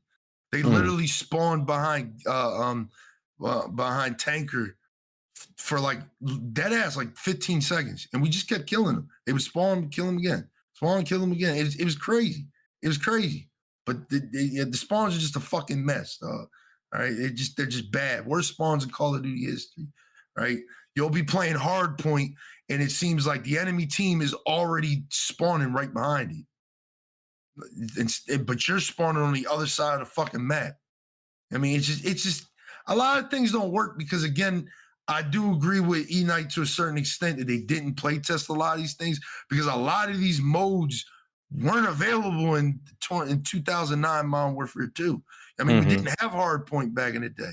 I mean, Search still plays very fucking good. Search is beautiful, 10 out of 10. 10 out of 10. Search is amazing on all these maps. Even the maps that I hate, Search plays very well on all these maps because Search was a big game mode back then. And Search also forces you to play differently than Team Deathmatch. Exactly. So, yeah, I mean, on the multiplayer side, like, things are really good. I really like it. Really, really, really like it. And I'm one of that, like, 1% of people that like Modern Warfare 2. I didn't think Modern Warfare 2 2022 was, like, a bad Call of Duty. I just think a lot of the map selections were kind of ass. Like the Border Patrol joint and the fucking Tarak. I hate those two maps. Like, but other than that, like, everything felt really good. You know what I mean? It was a solid Call of Duty. This just takes that Call of Duty, charges you $70 for 16 maps, 30-something guns. You know what I mean? Just shit that you feel like you're entitled to. You know what I mean? Because we had them before in the game 10 years ago. They should just give it to you for free, right? Because, you know what I mean? We asked them to do it. They should just do it. You know what I mean? But like the grand scheme of things, dog, like, I mean, I ain't gonna go there because it's a whole nother debate. But like, I mean, I paid my $70 and I'm multiplayer by itself pays that shit off. Now, the one thing I hate about multiplayer is the same thing you hate about multiplayer if you play multiplayer, and that is the Armory Unlocks.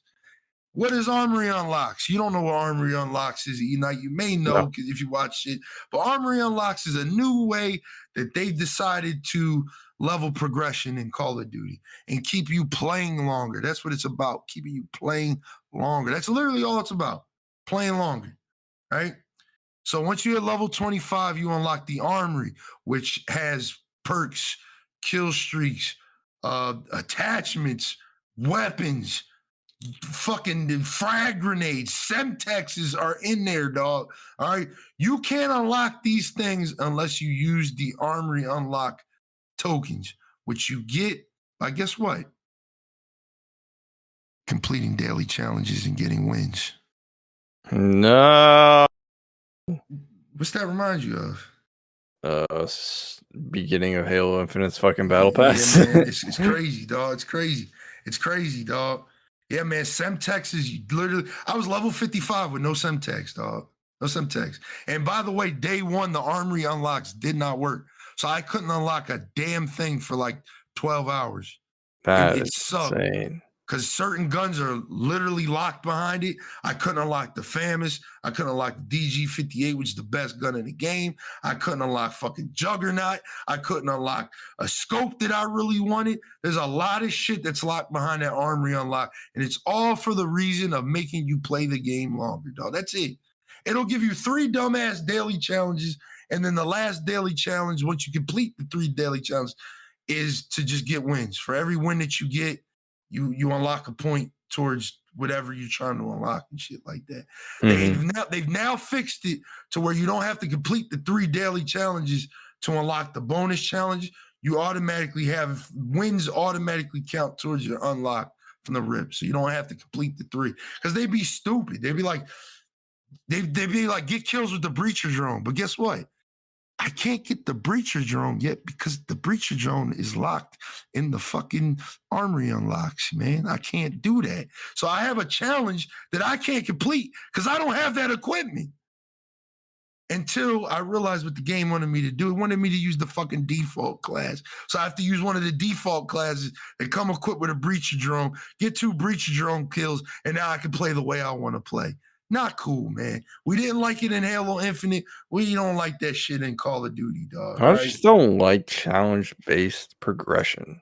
I think it's just fucking it's a waste weird, of time, and it just pisses off your casual player base. It's just like with Halo. It was to keep people playing. It was to keep you playing, and that's what they're trying to do. They're trying to keep you playing. And I'm gonna agree with the YouTubers and shit on this.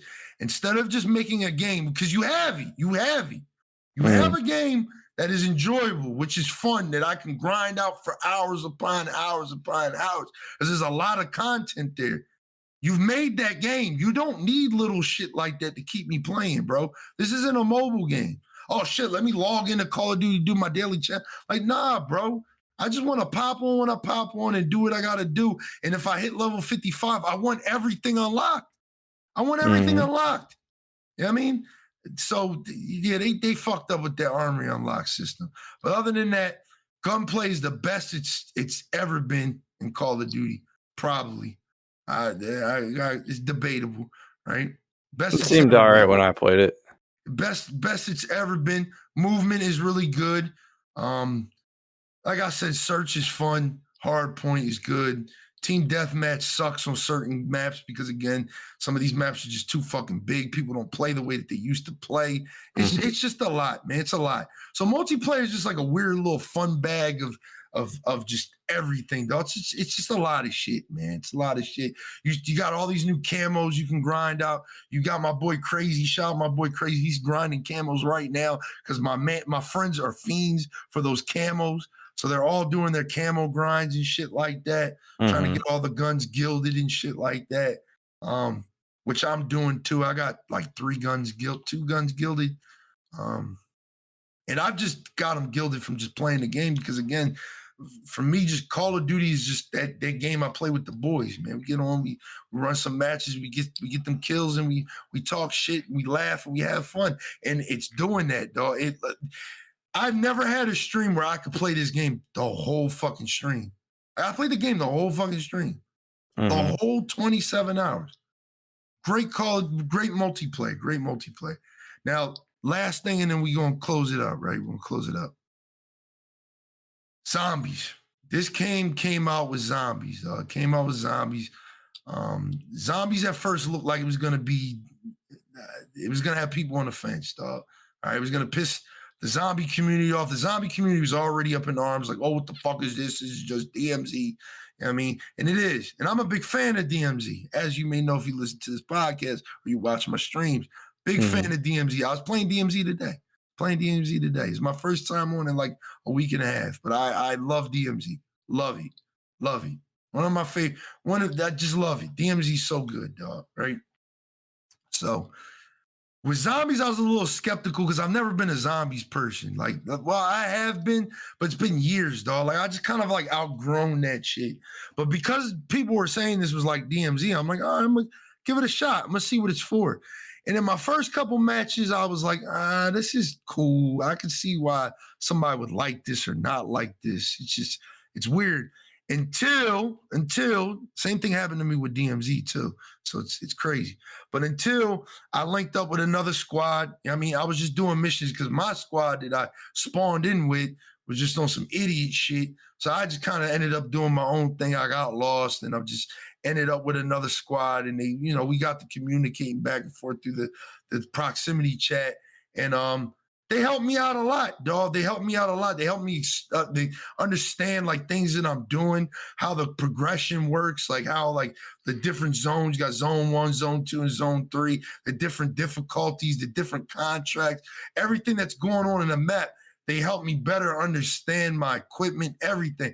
Once I got that understanding, I was the fuck addicted, y'all. I was addicted. I was the fuck addicted, dog. I was addicted. It was bad, man. It was bad. I have 20, and it may not sound like a lot, but I have 20 successful exfils. My exfil ratio is at 20.0. So I've never lost a game of zombies. Never lost a game of zombies. And I've been in zone 3. I've done many zone 3 runs, many that literally could have ended bad, but big brain shit. I mean, zombies is very fun, dog. If you like the Outbreak and Cold War, you're gonna love this shit. If you love DMZ, I was talking to a guy I played DMZ with today, one of my boys, and I told him, because he didn't pick it up yet, I was telling him, dog, you're gonna love fucking zombies, dog. It's so good, man. It's so fun. You basically get you get an hour on the map to just do contracts, pack a punch your guns, get your perks, do what you gotta do, and you progress through the map. The inner circle of the map, the main middle of the city is the hardest zone, where the outskirts, where, that's just farmlands and shit, is the easy mode. So you're not going to see a lot of zombies. You're not going to see a lot of things going on, but there's a lot to do. There's a lot to do everywhere you go. The map is massive. You're going to need all 45 minutes. You're going to probably need more than that. All right, you're going to need more than that. Because after 45 minutes, the circle starts to expand.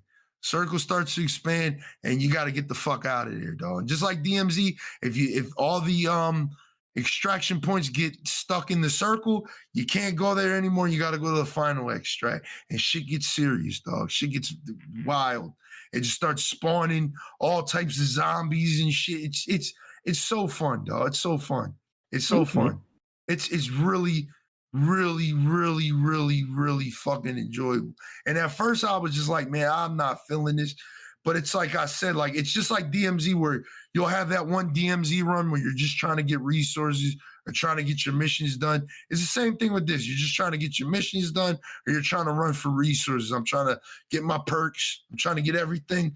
So my next run, I can just speed through and spend as much time as I want in zone 2 and zone 3, getting top tier loot, getting my recipes, getting my schematics, getting everything I need for future runs. Like, I have raw Ethereum. I can literally craft raw Ethereum. I'm trying to get the refined Ethereum, so I can literally just spawn and fucking go straight to zone 3. You know what I mean? It's dope, dog. The way they really thought about the zombies, and I think just like DMZ, it's only gonna get better with time, dog. Because when DMZ first came out, it was just, you know what it was, Sean. It was like, it was bare. It was basic. Once it progressed, there was a lot to do. There was a lot to do, man. There's a lot to do. And I feel like it's not there with zombies yet, because I think they wanted to test the waters. Like, there's no stash upgrades. Like, oh, if you extract with this, a certain amount of times your stash will get increased, or this will get increased. There's none of that yet, because I think they want to see how people are gonna take advantage of these systems. You know what I mean? So I think everything is just kind of like a work in progress. But I think Zombies so far is very solid, very good. Really enjoying myself. So now we got to come down to the final verdict, y'all. Final verdict for Call of Duty Modern Warfare 2.5, man. I like it. I like it a lot, man. $100 well spent. I'm excited for season 1. I'm excited for all the content that we're going to get with season 1. We're getting some new maps. They're not old maps that they remastered. They're new maps. We're going to get some new maps, some new guns. Warzone is getting updated to Warzone 3. So we'll finally get the new map, which is the Zombies map that we've been playing. And the Zombies map is fire. So I know the new Warzone map is going to be fire. It's going to be good. I'm excited to see what they do with DMZ. They really haven't said too much. I think DMZ is unfortunately just going to get stuck with the Modern Warfare 2 engine and without, the +1 movement of Modern Warfare 3. And that's fine. I'll still play DMZ because DMZ is still a lot of fun, dog. It's still great. I mean, if it would be nice if the guns from Modern Warfare 3 go into that. I would like that. So I can level up my guns while I'm still playing and shit. But overall, really like this Call of Duty. Y'all fucked it up if you don't like it because y'all nostalgia baited the shit out yourselves. Y'all allowed them to do the most minimum amount of work and charge you for it. And to be honest, dog, I don't feel like you're slighted if you spend $70 on this game. You're not understanding. You're getting 16 fucking maps, dog. You're getting 16 maps, dog. You're getting like 30 new guns. You get some new game modes. You're getting zombies. You're getting a shit campaign, but you're getting a campaign. It's like, what do y'all want, man? Like, what do y'all want? It's like I said in the beginning of this review, y'all became to the point where y'all so entitled. Y'all feel like your $70 goes so fucking far these days when it's clear even fucking 10 years ago, $60 wasn't even enough. So it's like, what the fuck? Like, it's just, come on, man. Come on, dog. Let me break down the math for you, too. Back in fucking 2010, Call of Duty used to have this thing called map packs. And every 3 months, they would drop like a multiplayer map pack. It would be like 3 maps. And guess how much it cost? $15. So you got 3 maps. Let's do the math. Right? You got 16 maps in this Call of Duty. Which 3? Let's do the math. Do the math. So 3, that's 15. 6, that's 30. 9, that's 45. 12, that's 60. 15, that's 75. We're at 75 now, right? And then you get where I'm going with this, dog. Like I said, man, y'all, you just, I'm not gonna say what they're doing is right because do I feel like we should have got it for free? Some of these maps should have been in Modern Warfare 2 already. It's unacceptable that they pushed Terminal all the way onto this game, but it is what the fuck it is, man. Like I said, I've seen niggas from the Destiny community shit on this game, but you will spend fucking $40 on a DLC for a game that's almost 10 years old and free to play. Wait, and it's not even worth the $40 fucking dollars. It's not even worth the $40. Because if I'm a strict Crucible player, right? I'm a PvP player. I don't need the expansion to play Crucible. I don't need it. I can play all the maps. I can play everything that they drop. Don't you need it to get the guns that are good in Crucible, though? No, I don't think so. I thought that was the whole ecosystem of Destiny. Just for the story guns, which are usually like the meta.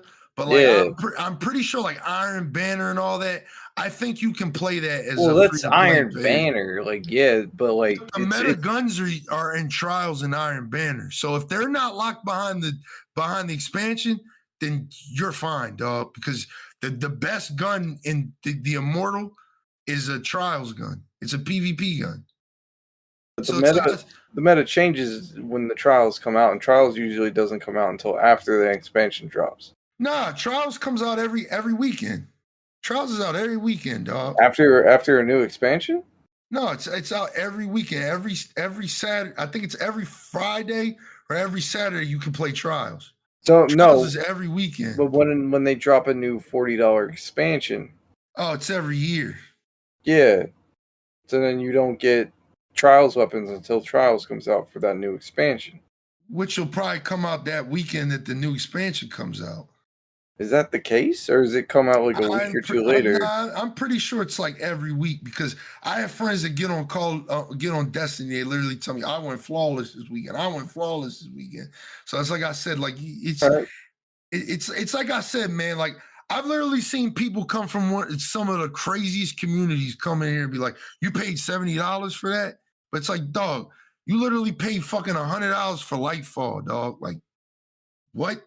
Like what? You made me get Lightfall. I did. I did. Did you have fun? No. But all in all, I'm gonna give you my final verdict. I think this Call of Duty. I said Modern Warfare 2 was like a 9 or a 10 last year, if I'm not mistaken. I'm giving this a strong 8 to an 8.5, and it only loses points because honestly the campaign, and honestly because like I said, it's essentially a copy and paste. So it's like I can't give it a 10. Like it just can't. Like it's the same game. It's the same game. It's just it's a little better than last year's, but at the same time, it's a little worse than last year's. It's quick strange, question, man. When you launch Modern Warfare 3, is it still on like the Modern Warfare 2 it's launcher? Still on the Modern Warfare 2, John. So, bro, this is this same fucking it's game. Confusing. It's confusing. It's confusing because, like I said, when you install Modern Warfare 3, it automatically uninstalls everything from Modern Warfare 2, Warzone, DMZ, all that shit, campaign, multiplayer, all of it, gets rid of all of it. So you have to re-download Warzone and DMZ if you want it. So for the people who still love Warzone and all that shit, when you launch up Modern Warfare 3, you got the Call of Duty HQ pops up, and it'll have 3 different rows. It'll have Modern Warfare 3, it'll have the feature playlist at the top, what's hot right now. All right. In the last game mode that you played, the last playlist that you played, whatever it is, it'll be at the very first option. Then you scroll down, that's Modern Warfare 3. That whole row is everything. Campaign, multiplayer, zombies. You scroll down again, it's Modern Warfare 2. It's campaign, multiplayer, Warzone, Resurgence, and DMZ. That's it. And if you scroll down one more time, it's the older Call of Duties. It's Vanguard 2019 and what you call. So yes, it's just like everybody's been saying. It looks like they're trying to do this integration thing where every Call of Duty is just going to be an expansion upon Modern Warfare 2 at this point. They're just going to keep reusing that engine. And when you buy the new Call of Duty, you're essentially just updating the old one. I mean, you're just updating the old one with newer content. Kind of like how they did try to do Battlefield Hardline back in the day, where it's like you install Battlefield Hardline, but when you launch Battlefield Hardline, you can launch Battlefield 4 from the same menu. Oh, Origins isn't it? It's like it has all the battlefields on it. Yeah. And you can launch all the battlefields and like Battlefront from that one launcher. It's like, oh, Battlefield 5 or 1. Like, oh, Battlefield 2044. Again, like a lot of people keep complaining about the UI. They think the UI is difficult. The UI is fucking. It is. It's a lot, but honest to God, once you like kind of learn how to navigate it after, it's better than Fortnite's. Yeah, especially with this newest update.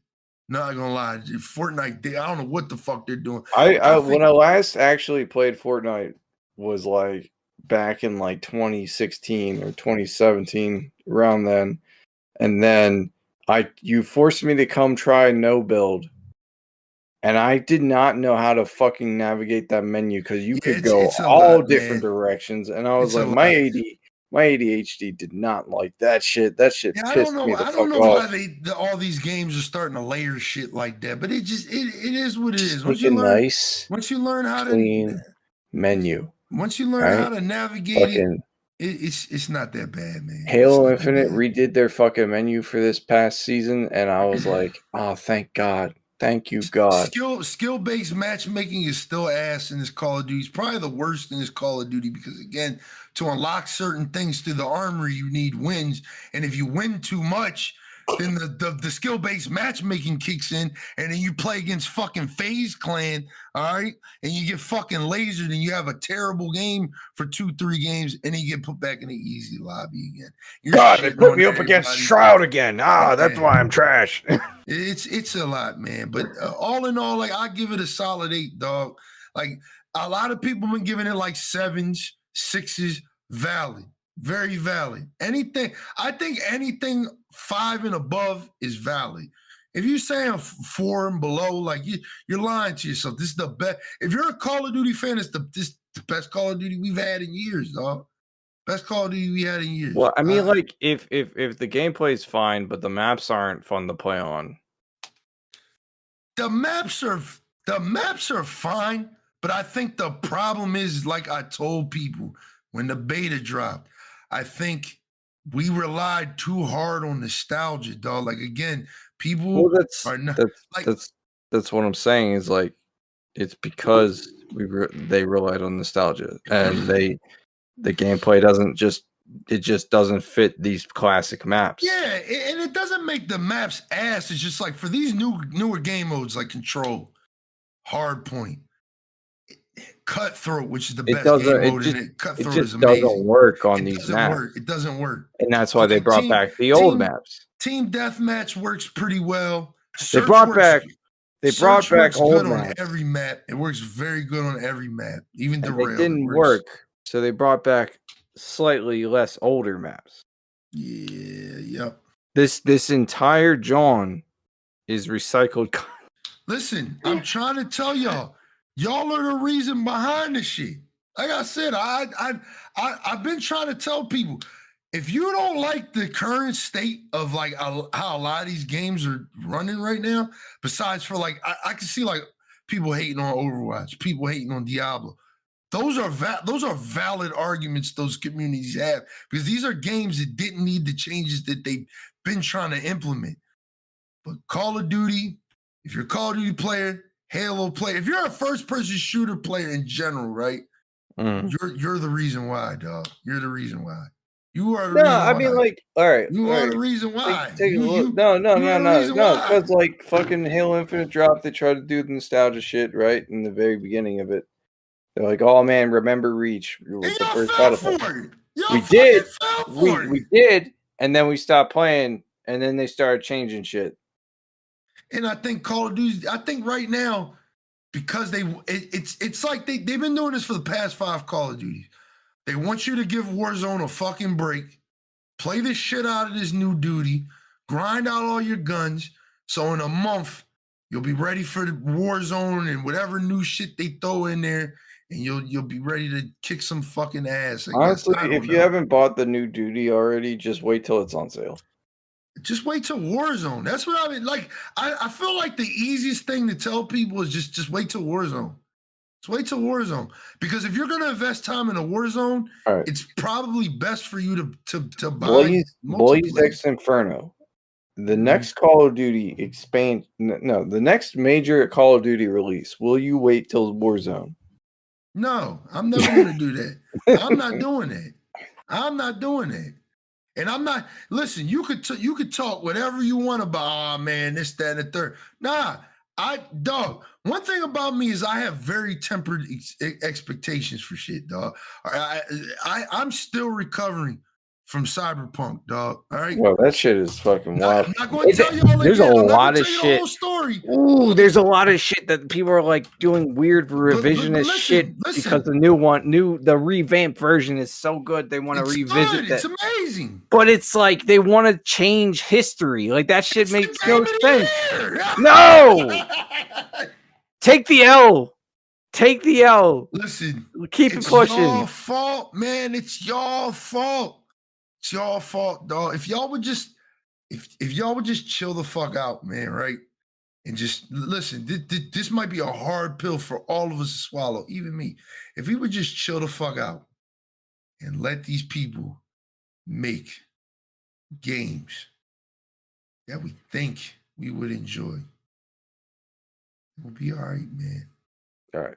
Instead of standing behind the developer's back and saying, you better do this, you better do that. If you don't, I'm gonna fucking run my car into a pole and kill a family of 12 and shit. It's just like, Jesus. it's just too much, dog. The shit y'all people be doing with these games. It's just fucking video games, man. It's just video games, dog. It's fucking life. But it's like I said, like we all play a part in all this shit, dog. All of this fucking shit, man. All of it. All of it. If you don't like modern gaming, like 99% of us are the reason behind it. We are the reason behind it. We are the reason behind it. Like, dog, Call of Duty just set an example that probably everybody's about to follow. I mean, right? Number one. We killed E3. Number two, right? Call of Duty killers, right? We got to stop saying that because I've come to the terms, right, that there's never going to be another first-person shooter that I'm going to play more than Call of Duty. Ever, dog, ever. Because Call of Duty is 25 years deep, all right, inside of me. Damn. Or is it 20 years? It's 20 years. They 20 years deep in this game, and they've literally perfected this shit. They perfected this shit. The game that you swear is going to be a Call of Duty killer, they technically made that. Activision needs to send some type of thing to collect some royalties, dog. Titanfall, it came from Call of Duty, unfortunately. There's a creator class in that. Where'd it come from? Call of Duty. It's like I said, it's just your favorite game. Call of Duty's the father, dog. It's the father of all this shit. And I've just come to terms that, like, there's never gonna be a shooter that's gonna satisfy me as much as the new these Call of Duties do. And I fear even Titanfall 3, dog. I feel like it's just perfected at this point, dog. It's perfected. It's just perfected, man. And it's just that's why we buy Call of Duty every year. For you people that's like, I can't believe what do you want me to play? What do you want me to play? BattleBit? Yeah. You want me to play BattleBit all day, dog? Yeah. You want me to play BattleBit? I'm not doing that. All right, I'm just not doing that. All right, well, you gotta at least try fucking what's it called? I have Lethal BattleBit. Company. And BattleBit's an amazing game, but BattleBit is a game I could play I'm not talking about BattleBit. I know, but I'm just saying. I need people to understand, man. Like, you just let people play what they want to play because 9 times out of 10, you play a game that people can look at you and be like, "You're a fucking idiot for playing that." Like I said, I watch an Overwatch player literally shit on a Call of Duty player. I'm just confused. They're both owned by the same company, number one. They're both pieces of shit companies, right? I think Overwatch is way worse because it's a free-to-play game that's essentially not free-to-play in a sense. I mean, it's not a good time, dog. Like I said, it's just game's good, dog. Game's good. Let people play what they want to play. That's also funny fucking shit because Overwatch is never gonna get a campaign, and that's all the community wanted. Yeah, it's crazy. It is crazy. But let's wrap this joint up with the last thing, right? Before we get the fuck up out of here, right? We spent 2 hours talking about Call of Duty, but I feel like this is what y'all wanted from me, dog. I know I didn't play Spider-Man 2. I didn't even think about Spider-Man 2. Fuck Spider-Man 2. I want to go play Call of Duty. When I get off of this podcast, I'm going to play Call of Duty, dog. I'm going to play Call of Duty, all right? I'm going to get all $100 worth out of that fucking game before Season 1 drops. It's good shit. You know what I mean? It's good shit. Actually, real shit. Fuck Spider-Man 2. Why is this nominated for? It just came out. Listen, it's nominated for Game of the Year, but it's like. When is the Game Awards? Like in December. All right. Well, the Game Awards is coming. The nominees are up. We're gonna go through some of these briefly, real quick, before we end the podcast.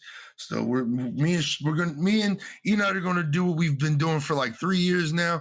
We're just gonna pick what we think is gonna be game of the year, what we would like to be game of the year, or basically for these categories, we're gonna pick what we think is gonna win, what we would like to win, and then we're gonna move on. So for game of the year, recognizing a game that delivers the absolute best experience across all creative and technical fields, we got Alan Wake 2, Baldur's Gate 3, Spider-Man 2, Resident Evil 4, Super Mario Bros. Wonder, and The Legend of Zelda Tears of the Kingdom. I'm going to go first on this because I'm going to make it short and sweet for you. I think Baldur's Gate 3 is going to win this. I would actually give them a standing ovation if they do. But y'all already know what is probably my game of the year, to be honest, and it's Resident Evil 4, dog. Resident Evil 4 it's the GOAT, man. It's the game that literally made a lot of these games too. I am surprised it's even on there. It was that good, dog. It was that fucking good, man. It was that good, dog. Starfield not being on there is kind of fucking wild, but I get it. I understand it, and then I didn't expect it to be on there, given like the mixed response. Why is Spider-Man on there? Oh, because it's Spider-Man. Wasn't Spider-Man on the last one? The first one was on. I don't know. I mean, I heard Spider-Man 2 is good, but even with the Super Mario, I'm hearing all mixed reactions from Spider-Man 2. I heard it's just mid. I heard it's literally like Modern Warfare. It's just the same game, but you got more Mary Jane missions, which apparently people don't like, and then you have like a bunch of weird bugs and glitches going on, and you only get to play Venom like once, which I think is ass. If you're gonna advertise fucking Venom, you better have fucking Venom missions. Yeah, I think I was a little sad that Starfield and Final Fantasy 16 weren't on there because they were. Final Fantasy 16 should be on there. Yeah, it should be. And remember what I said a couple podcasts ago. That's one of those games that like is good, but nobody fucking talked about it. Yeah, it's a shame. Like Alan Wake 2, I really want to play it, but I want to play the first one before I play the second one. It's a story-based horror game, and I heard it's good. I heard Alan Wake 2. A lot of people like it, and the reason why I didn't play the first one back in the day was just because it didn't pique my interest at the time. That's literally all I got. I would also be okay with Tears of the Kingdom winning too, because Tears of the Kingdom is a decent game. I'm again my pick and the likelihood. It's for me. It's a toss up between Baldur's Gate and Super Mario Wonder. Wow, you like Super Mario Wonder? You have it? No, I've never played it, but I saw it and I was like, "This is probably going to be some bullshit Nintendo Game of the Year shit." I think Baldur's Gate deserves it, given how much fucking content and how much replayability, and the fact that it has co-op for a turn-based RPG and people love it, and it brings D&D to the forefront almost as much as fucking Critical Role did. Yeah. Brings a lot of new people into the fandom. It's as close to a video game version of D&D as we can get, besides maybe Tabletop Simulator or something like that. Yeah. Baldur's Gate's got phenomenal fucking voice acting. It's so good that fucking one of the voice actors is on the nominated for a fucking award. Yeah, we'll get there. But fucking, I haven't even beaten it yet, and I fucking want to do a new playthrough. I'm gonna play it again. I want to play it with fucking. I was gonna buy it. I want to play it with you, Cat, and BK. We should all like do a little group stream. I was supposed to been played it with Amber, but we just never got time to link. Yeah. Don't tell Dagon; he'll get upset. Yeah, because I know he loves that shit too. Well, best game direction. Awarded for outstanding creative vision and innovation in game direction and design. Alan Wake 2, Baldur's Gate 3, Spider-Man 2, Super Mario Bros. Wonder, and The Legend of Zelda Tears of the Kingdom. I'm going to go first on this one. I think this is honestly going to go to Tears of the Kingdom, and rightfully deserved. Yeah, you could do a lot in Tears with that new building system they had. I think game direction goes, and I'm not even going to say like a second. I think it's just Tears of the Kingdom, dog. Tears of the Kingdom, easy. I mean, to me, it's again Baldur's Gate, and then probably that, because again, there's a lot of shit you can gameplay wise in Baldur's Gate. There's a lot of shit you can actually do, and it's very creative on how you can do it. Yeah, I wouldn't doubt it.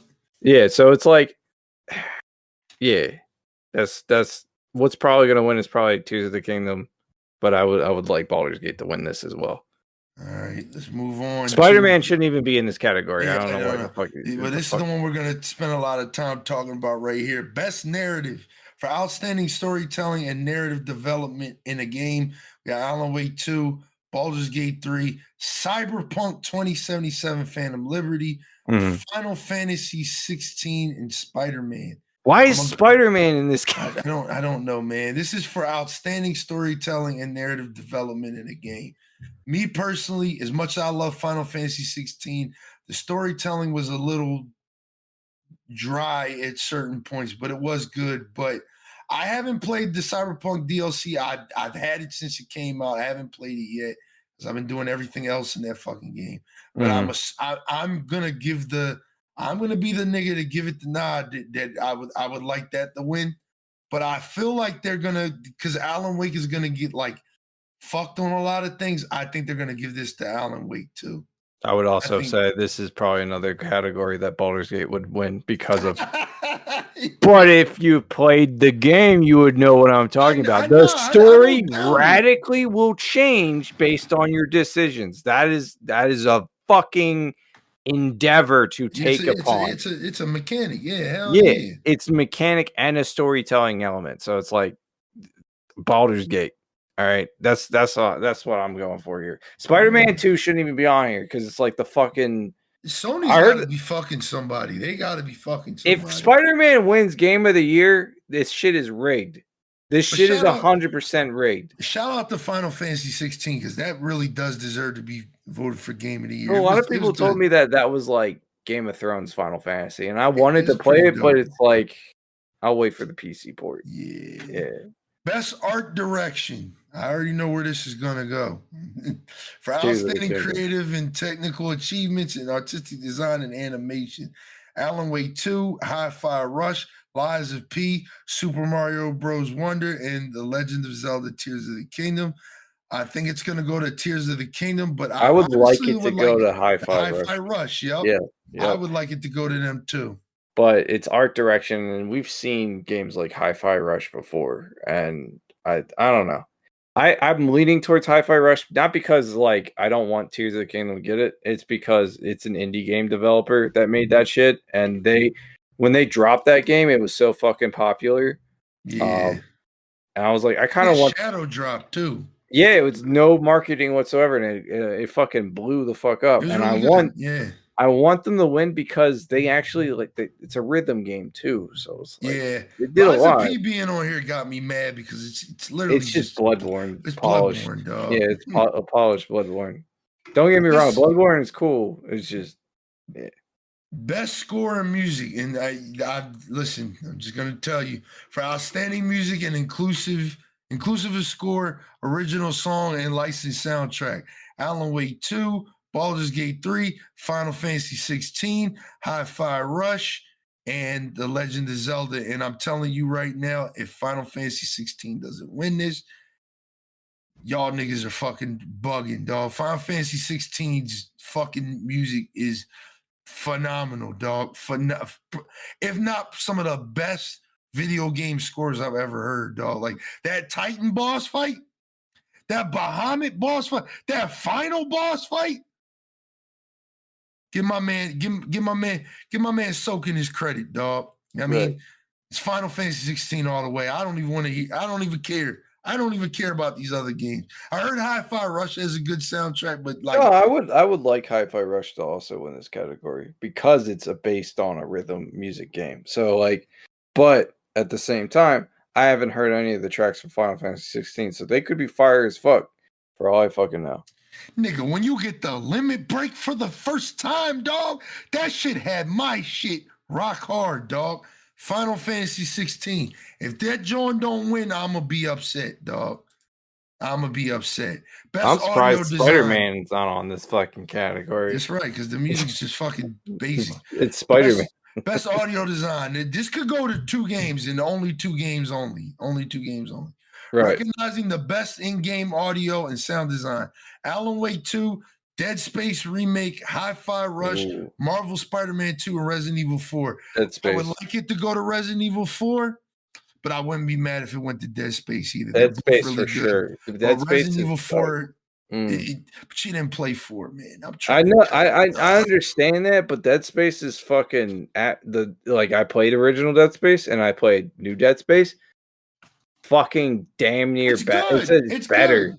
It's It's better. good. It's fucking nerve wracking, and I think the audio design should go to that.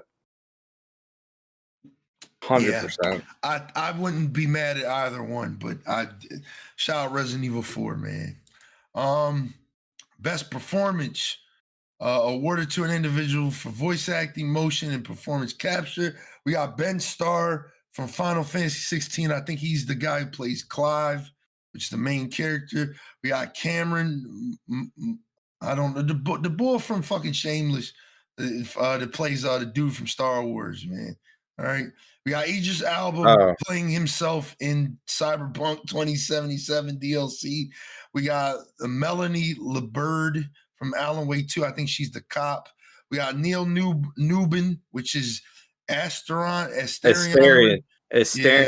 Yeah, Baldur's Gate 3. if Idris Elba doesn't steal it from all these people, then it's definitely him. It's definitely him. Listen, dog, I didn't It's play enough definitely him. Baldur's Gate 3. But You like, don't listen, need, dog. just trust. Listen. That is like he's like a fucking gay vampire, and he's fucking phenomenal. And the last one is the dude who played Spider-Man. The last one is the dude who played Spider-Man. Get the fuck out of here with that Ben Tennyson motherfucker. I'm gonna tell you this. I think Idris Elba's gonna win this, but without going into all the specifics of it, I think Ben Starr needs to win that, John.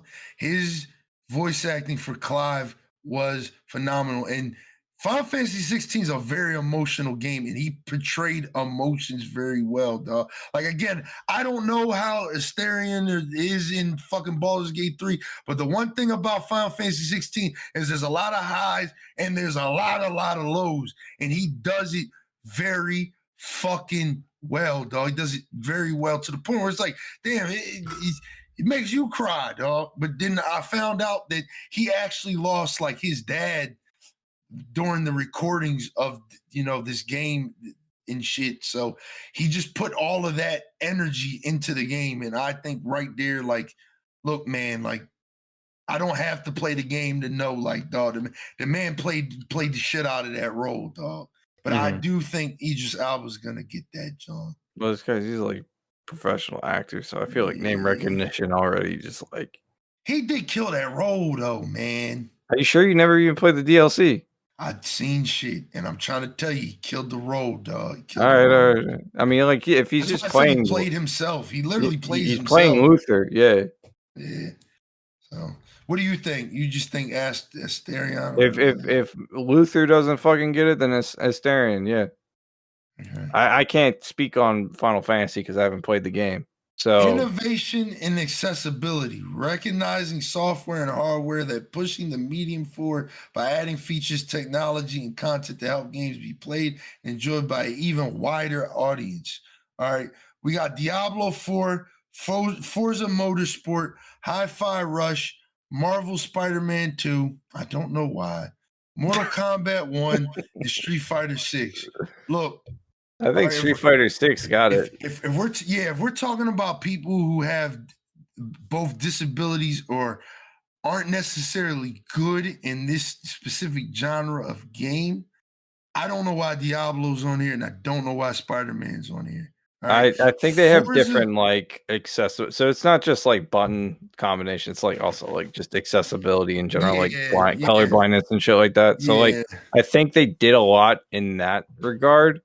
I don't know about Diablo because to me, their accessibility was like you can change the highlight colors of your dude or some shit. That's like standard now in most games. And I think with Forza had a lot of those options. Mortal Kombat probably had a lot of those options, but Street Fighter 6 definitely got this. Yeah, because they got the simple mode and then the advanced mode, and it's like you could still technically fight someone on advanced mode and win on simple mode. And they innovated fighting games, though. They literally, like, if you were talking about pushing the medium forward and adding features, technology, and content to help games be played and enjoyed by even a wider audience. That was Street Fighter 6, dog. Street Fighter 6 is the one where you can fight old people on the street. Dog, that was Street Fighter 6. The only thing Diablo 4 did was become crossplay, and that was it, really, to be honest. Diablo 4 was fucking mid game. I mad I bought that shit. So you think Street Fighter 6 too? Yeah. Okay. And then the last one we'll do, I'm not gonna do the games for Impact shit because that shit's fucking corny. That's usually just like some indie game or something. Best, what do we got here? The fuck is loading. Best independent game. We got Cocoon, Dave the Diver, Dredge, Sea of Stars, and Viewfinder. I have not played any of these games, but Sea of Stars is like up my alley. So I kind of like Sea of Stars to win. Hi-Fi Rush isn't on here. But I heard Dave the Diver is really good. So Dave the Diver I've seen, but Sea of Stars, I think that's the RPG one, right? The Golden Sun type John. Yeah, I think I think that's gonna get it. Shit. Yeah, I think that's gonna get it. Yeah. Best debut indie game. I'm not gonna do that. I don't really care. Best mobile game. I really don't care. We don't really play mobile games like that. Oh, do best multiplayer and then do best live service game. All right. Let me find that best RPG, best fighting, best sim, best multiplayer. Where we go? Best multiplayer is loaded. For outstanding online multiplayer gameplay design, including a co-op and massively multiplayer experience, irrespective of game or genre of platform. We got Baldur's Gate 3, Diablo 4, Party Animals, Street Fighter 6, and Super Mario Bros. Wonder. It's honestly, it's hard. It's hard. Because in a sense, that is the best thing about Diablo 4. Is the Honest to multiplayer. God, yeah. Yeah. Yeah, it's the best thing, and its accessibility on all platforms. Yeah. Street Fighter 6 is accessible on all platforms, got crossplay. And again, like, you don't have to be a fighting game genius to really play it. But then Baldur's Gate 3 is just the multiplayer of all multiplayers. You know what I mean? It's co-op that not only you the host can affect the story, but your fucking friends can too. Yeah, man. It's this one's hard, but honest to God, I wouldn't be mad at any three.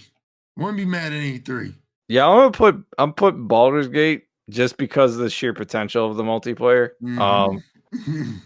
I would say Super Mario Wonder because it's a classic platformer, and knowing Nintendo, they probably slotted in a bunch of interesting multiplayer mechanics. But I never played it, so I can't fucking say. Best family, best sim, best multiplayer, best adaptation, most anticipated game. Let's do most anticipated game. I'm gonna see. See what that is. Most anticipated game. Recognizing an announced game that has demonstrable. I'm not even gonna say that word in the best. It's the one with the most hype for it. Yeah. So we got Final Fantasy. You just said it. Final Fantasy VII Rebirth, Hades 2, Like a Dragon, Infinite Wealth, Star Wars Outlaws, and Tekken 8. Look, y'all Tekken 8 niggas are weird. All right, you're broke. Get the fuck out of here. Nobody likes Tekken, dog. Like, Tekken is a broke nigga game, dog. BK likes Tekken. Broke nigga. Final Fantasy VII Rebirth clears all of this easy. Just easy, dog. I can see people being hyped for Outlaws. I'm a low key a little hyped for it. I'm a little skeptical. Even with Hades 2. Hades 2, I see the hype for it too, because the first one was pretty good. So we'll do the last two. We're gonna do content creator of the year because I kind of want to see who they put on this fucking list. We got for a streamer or content creator who's made an important and positive impact on the community in 2023. Iron Mouse, People Make Games, Quackity, Spreen, and Spire PK. I don't know who any of these niggas are. I know Iron Mouse, and I've heard of Quackity. The other three I don't know. Iron Mouse is a VTuber that does a lot of streaming. Who won this last year? I don't fucking know. I don't pay attention to this part. I wonder who won that last year. Probably I think it was XQC.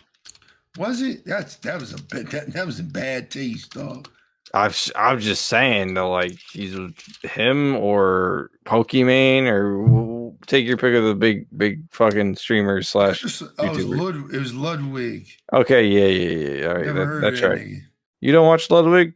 Nah, man. Where the fuck is Kai Cenat, man? I feel like he was like the most talked about nigga. I thought he won it the year prior. I don't know. Did he not? Or was that the other dude, Extra Speed or whatever? Yeah, I think it might have been him. I don't know. There's too many niggas. Where's the best live acts? Where's that at? Where'd you see that at? Best live. Well, it's not going to say live service because they don't want to admit it. Ongoing multiplayer. That's what. Okay, where's that at? I don't know. Games for him, best ongoing. Here we go. All right, bet. This list is gonna make me laugh. Oh, it didn't make me laugh. This isn't a bad list. We got awarded to a game the outstanding development of ongoing content that evolves the player experience over time. We got Apex Legends. Mm-hmm. Just disappointed. Mm-hmm. Just disappointed. We got Cyberpunk 2077. Good John. But I wouldn't like it to get this because it's a single player game. Yeah. Final Fantasy 14.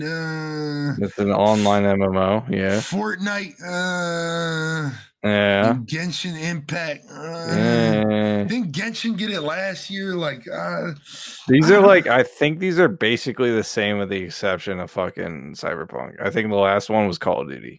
Apex definitely shouldn't get this, John, only because this was probably the worst year for Apex, period. And I'm not just saying that from like a personal standpoint. Like Apex went through so many trials and tribulations this year that niggas literally thought the game was just going to be dead. Not dead, but just irrelevant by the end of the year. So shout out to them for holding on by a string and picking it up towards the end of the year. But I'd honestly give this to either like Fortnite or Genshin, only because like Genshin has continued to just grow and grow and grow and grow.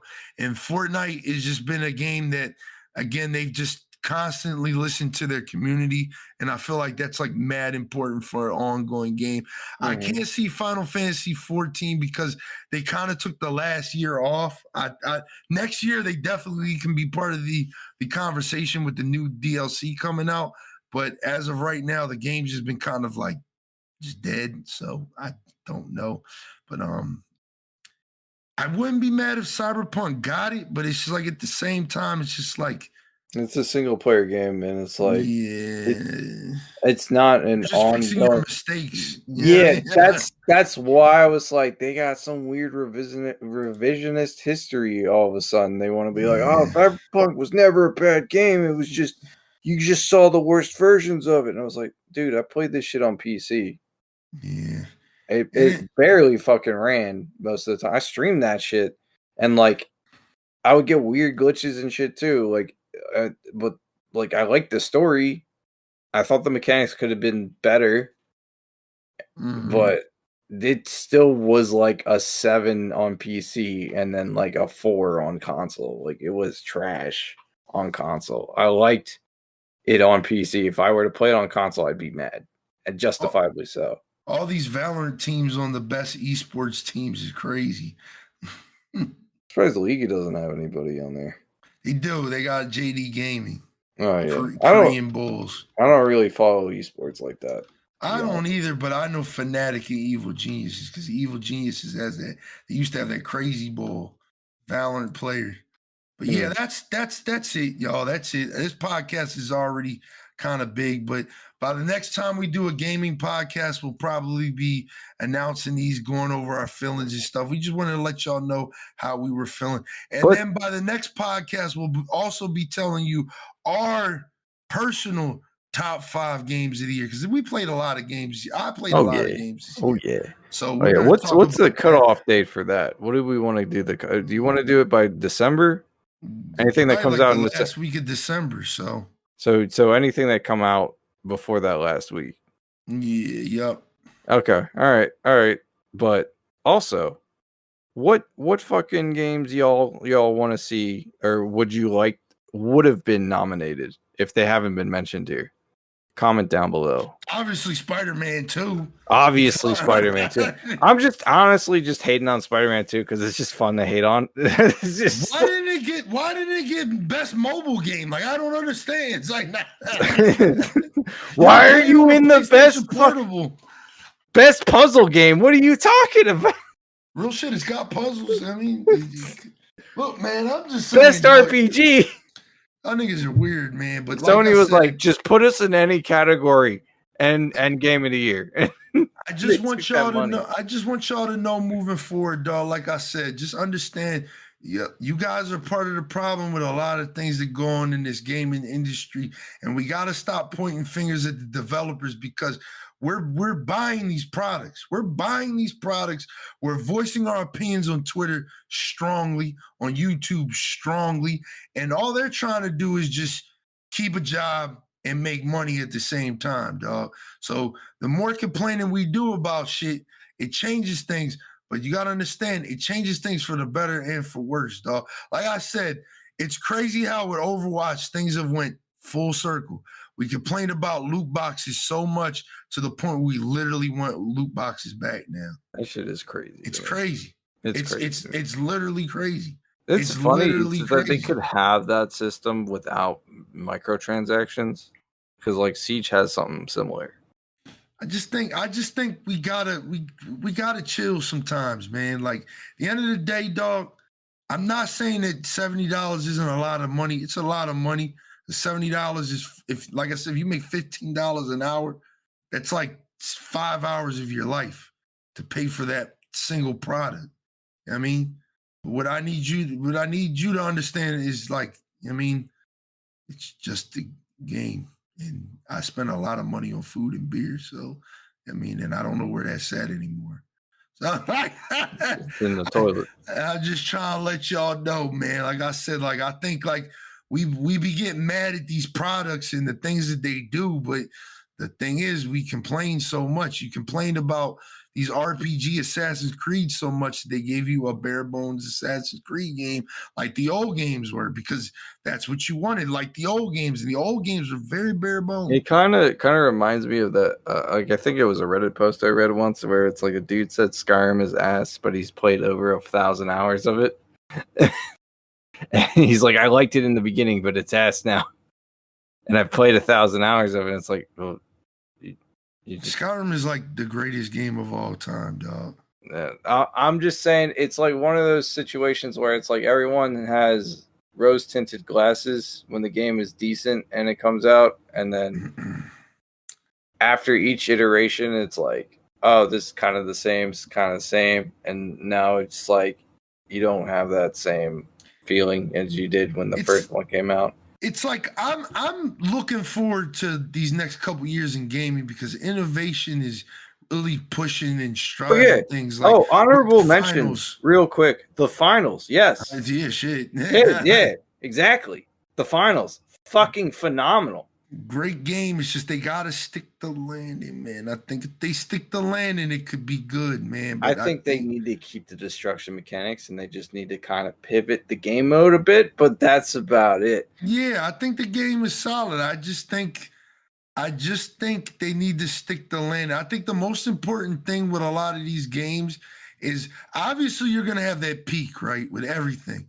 You're going to have that peak. Everybody's going to be playing day one. They're going to be trying to make content and stuff, and then they're going to slowly drop off. I think what we mean by stick the landing is growing your core fan base is the most important thing, dog. It's the most important thing. It is the most important thing in any game, dog. Like, let's take Diablo 4, for example, right? I'm not a Diablo fan. Diablo 4 is my first Diablo game, my very first, dog. So obviously my retention was going to be a lot lower than a lot of people who've been playing since Diablo 2, Diablo 3. They know what they want out of those types of games, so they're going to stick around and be there for the long haul. Can't get mad at those people. You can't get mad at them. It's the same thing with like Fortnite people. They've been there for the beginning. They've been through all the trials and tribulations. They're going to continue to be there. Apex, a lot of those day zero, season zero people are still there, unfortunately. I don't know how, but they're still there. And like I said, I think that's the most important thing, dog. I think a lot of times it's just kind of like with music, right? A lot of things just kind of get lost in numbers, in the numbers game. Oh, this is doing so many, the current player count is this high, knowing that number is going to change tomorrow. Not next week, it's going to change tomorrow, and it's going to be a big difference tomorrow. You know what I mean? I think just sticking that initial landing is the most important thing. And if you need an example, look at Sean's favorite game, Halo Infinite. Yeah, I mean, we all wanted Halo Infinite to win, but Did you just lie on me? It's your favorite game, dog. No, my favorite game is Halo 3. It's your favorite game right now that you're playing. No, it's just the most recent Halo I'm playing. All right. Wait. Favorite franchise, maybe. Favorite franchise. Do you mean to tell me, because you were talking about Halo 3 maps and Halo Infinite earlier? Yeah. Do you mean to tell me that Halo Infinite is plagued by nostalgia? I literally said that like 3 times in the podcast. I actually used that as an example on why you're having issues with the maps in Modern Warfare 3, because they didn't adjust it for the modern gameplay. That's all we got for the podcast, man. I want you to go to sleep on that. Wait. Why the fuck? I feel like this is man. like a weird gotcha, but you didn't get it. No, I'm not trying to get you. I'm trying to get the listener, man. Because at the end of the day, I think again, all these arguments, like I've watched a lot of these YouTube videos like the past week where all they've been doing is just shitting on it. Yeah, shitting on something. But it's like normal, you were the same person like a year ago that was advocating for the things that are going on right now. What do you mean? No, I'm not talking about you. I'm just talking about like with these YouTubers. Oh, you're talking about the YouTubers. Oh, yeah. No, because I've been pretty fucking consistent about how I felt about Halo Infinite. I was like, once they fix some shit and add Forge and shit, it's going to be better.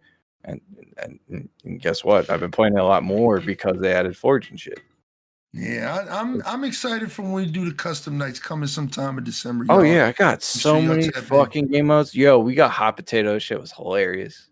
We're gonna tap in, but let's end this podcast. It's been a long. It's like 3 hours. I hope you guys enjoyed the content, the conversation. This is a really good conversation.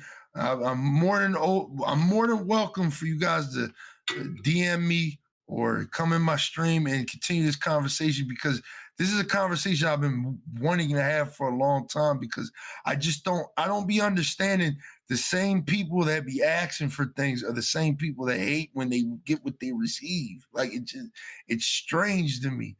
And I think nostalgia has kind of ruined like this new age of gaming, but we've gotten good products from it.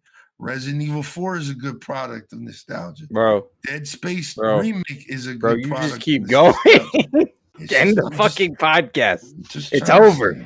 You said it. You said your piece. It's over. Everyone get the fuck out. This is episode 72 of the Infernal Gaming Podcast. I'm your host, BLAZEDxENFERNO. Make sure you 4 more fucking hours of the nostalgia, man. In the links down below, man. I mean, I'm back to streaming stuff like that more consistently. Today, I actually just dropped my new schedule, so I'll be streaming every Wednesday, Friday, Saturday, and Sunday from now on. Not my old schedule, which was Tuesday, Thursday, Friday, and Saturday. Had to change it up. Got a new job and shit. But yeah, that's the schedule. It's looking like it's going to work out pretty well. Hopefully you come through over at twitch.tv/BLAZEDxENFERNO. Also, go check me out on TikTok. I'm trying to hit 1,000 viewers, 1,000 followers on TikTok, because I'm trying to stream on TikTok. All right. I got some plans I'm trying to do. Make sure you go do that. And as well with Eknight, make sure you go check him out at twitch.tv/Eknight117. All right. Go check him out. And also check out the Couch Combat YouTube page. And Also, check out Liddy Gamers on YouTube. My boy Brock is putting a lot of work in down there. Shout out to Brock. He's got another banger coming. Might be coming the same week as this podcast, so who knows? And shout out to you, Brock, if you listen to this. And as always, shout out to Black Guy Games. We get a lot of our news and stuff from him. You can check him out. His link is in the description below. Shout out to Black Guy Games. They're a big supporter of the podcast and both me and Eknight. So it's always a pleasure to show love to them. Then, of course, we've got the last final shout out, which is, you can redeem a shout out on my channel through my stream. Necro wanted to shout out my boy King Necro. That's twitch.tv/king_necro. He redeemed it. So got to give him a shout out. Shout out to him. And thank you guys for supporting me and everything. And real shit, and not to get sappy and stuff like that. Thank you guys for supporting me. This past Friday was really good. As y'all know, I've been going through some things, and I appreciate the community holding me down, dog. The love has been immense, and I feel it, and I appreciate it. And that's why I'm back to doing this and getting this content out for y'all, because this is what I love to do. But with all that being said, we'll see you guys in like 2-3 weeks, man. Y'all enjoy yourselves. Happy Get those holidays. links in the chat. And happy holidays. Happy Thanksgiving to you and yours, man. Peace out.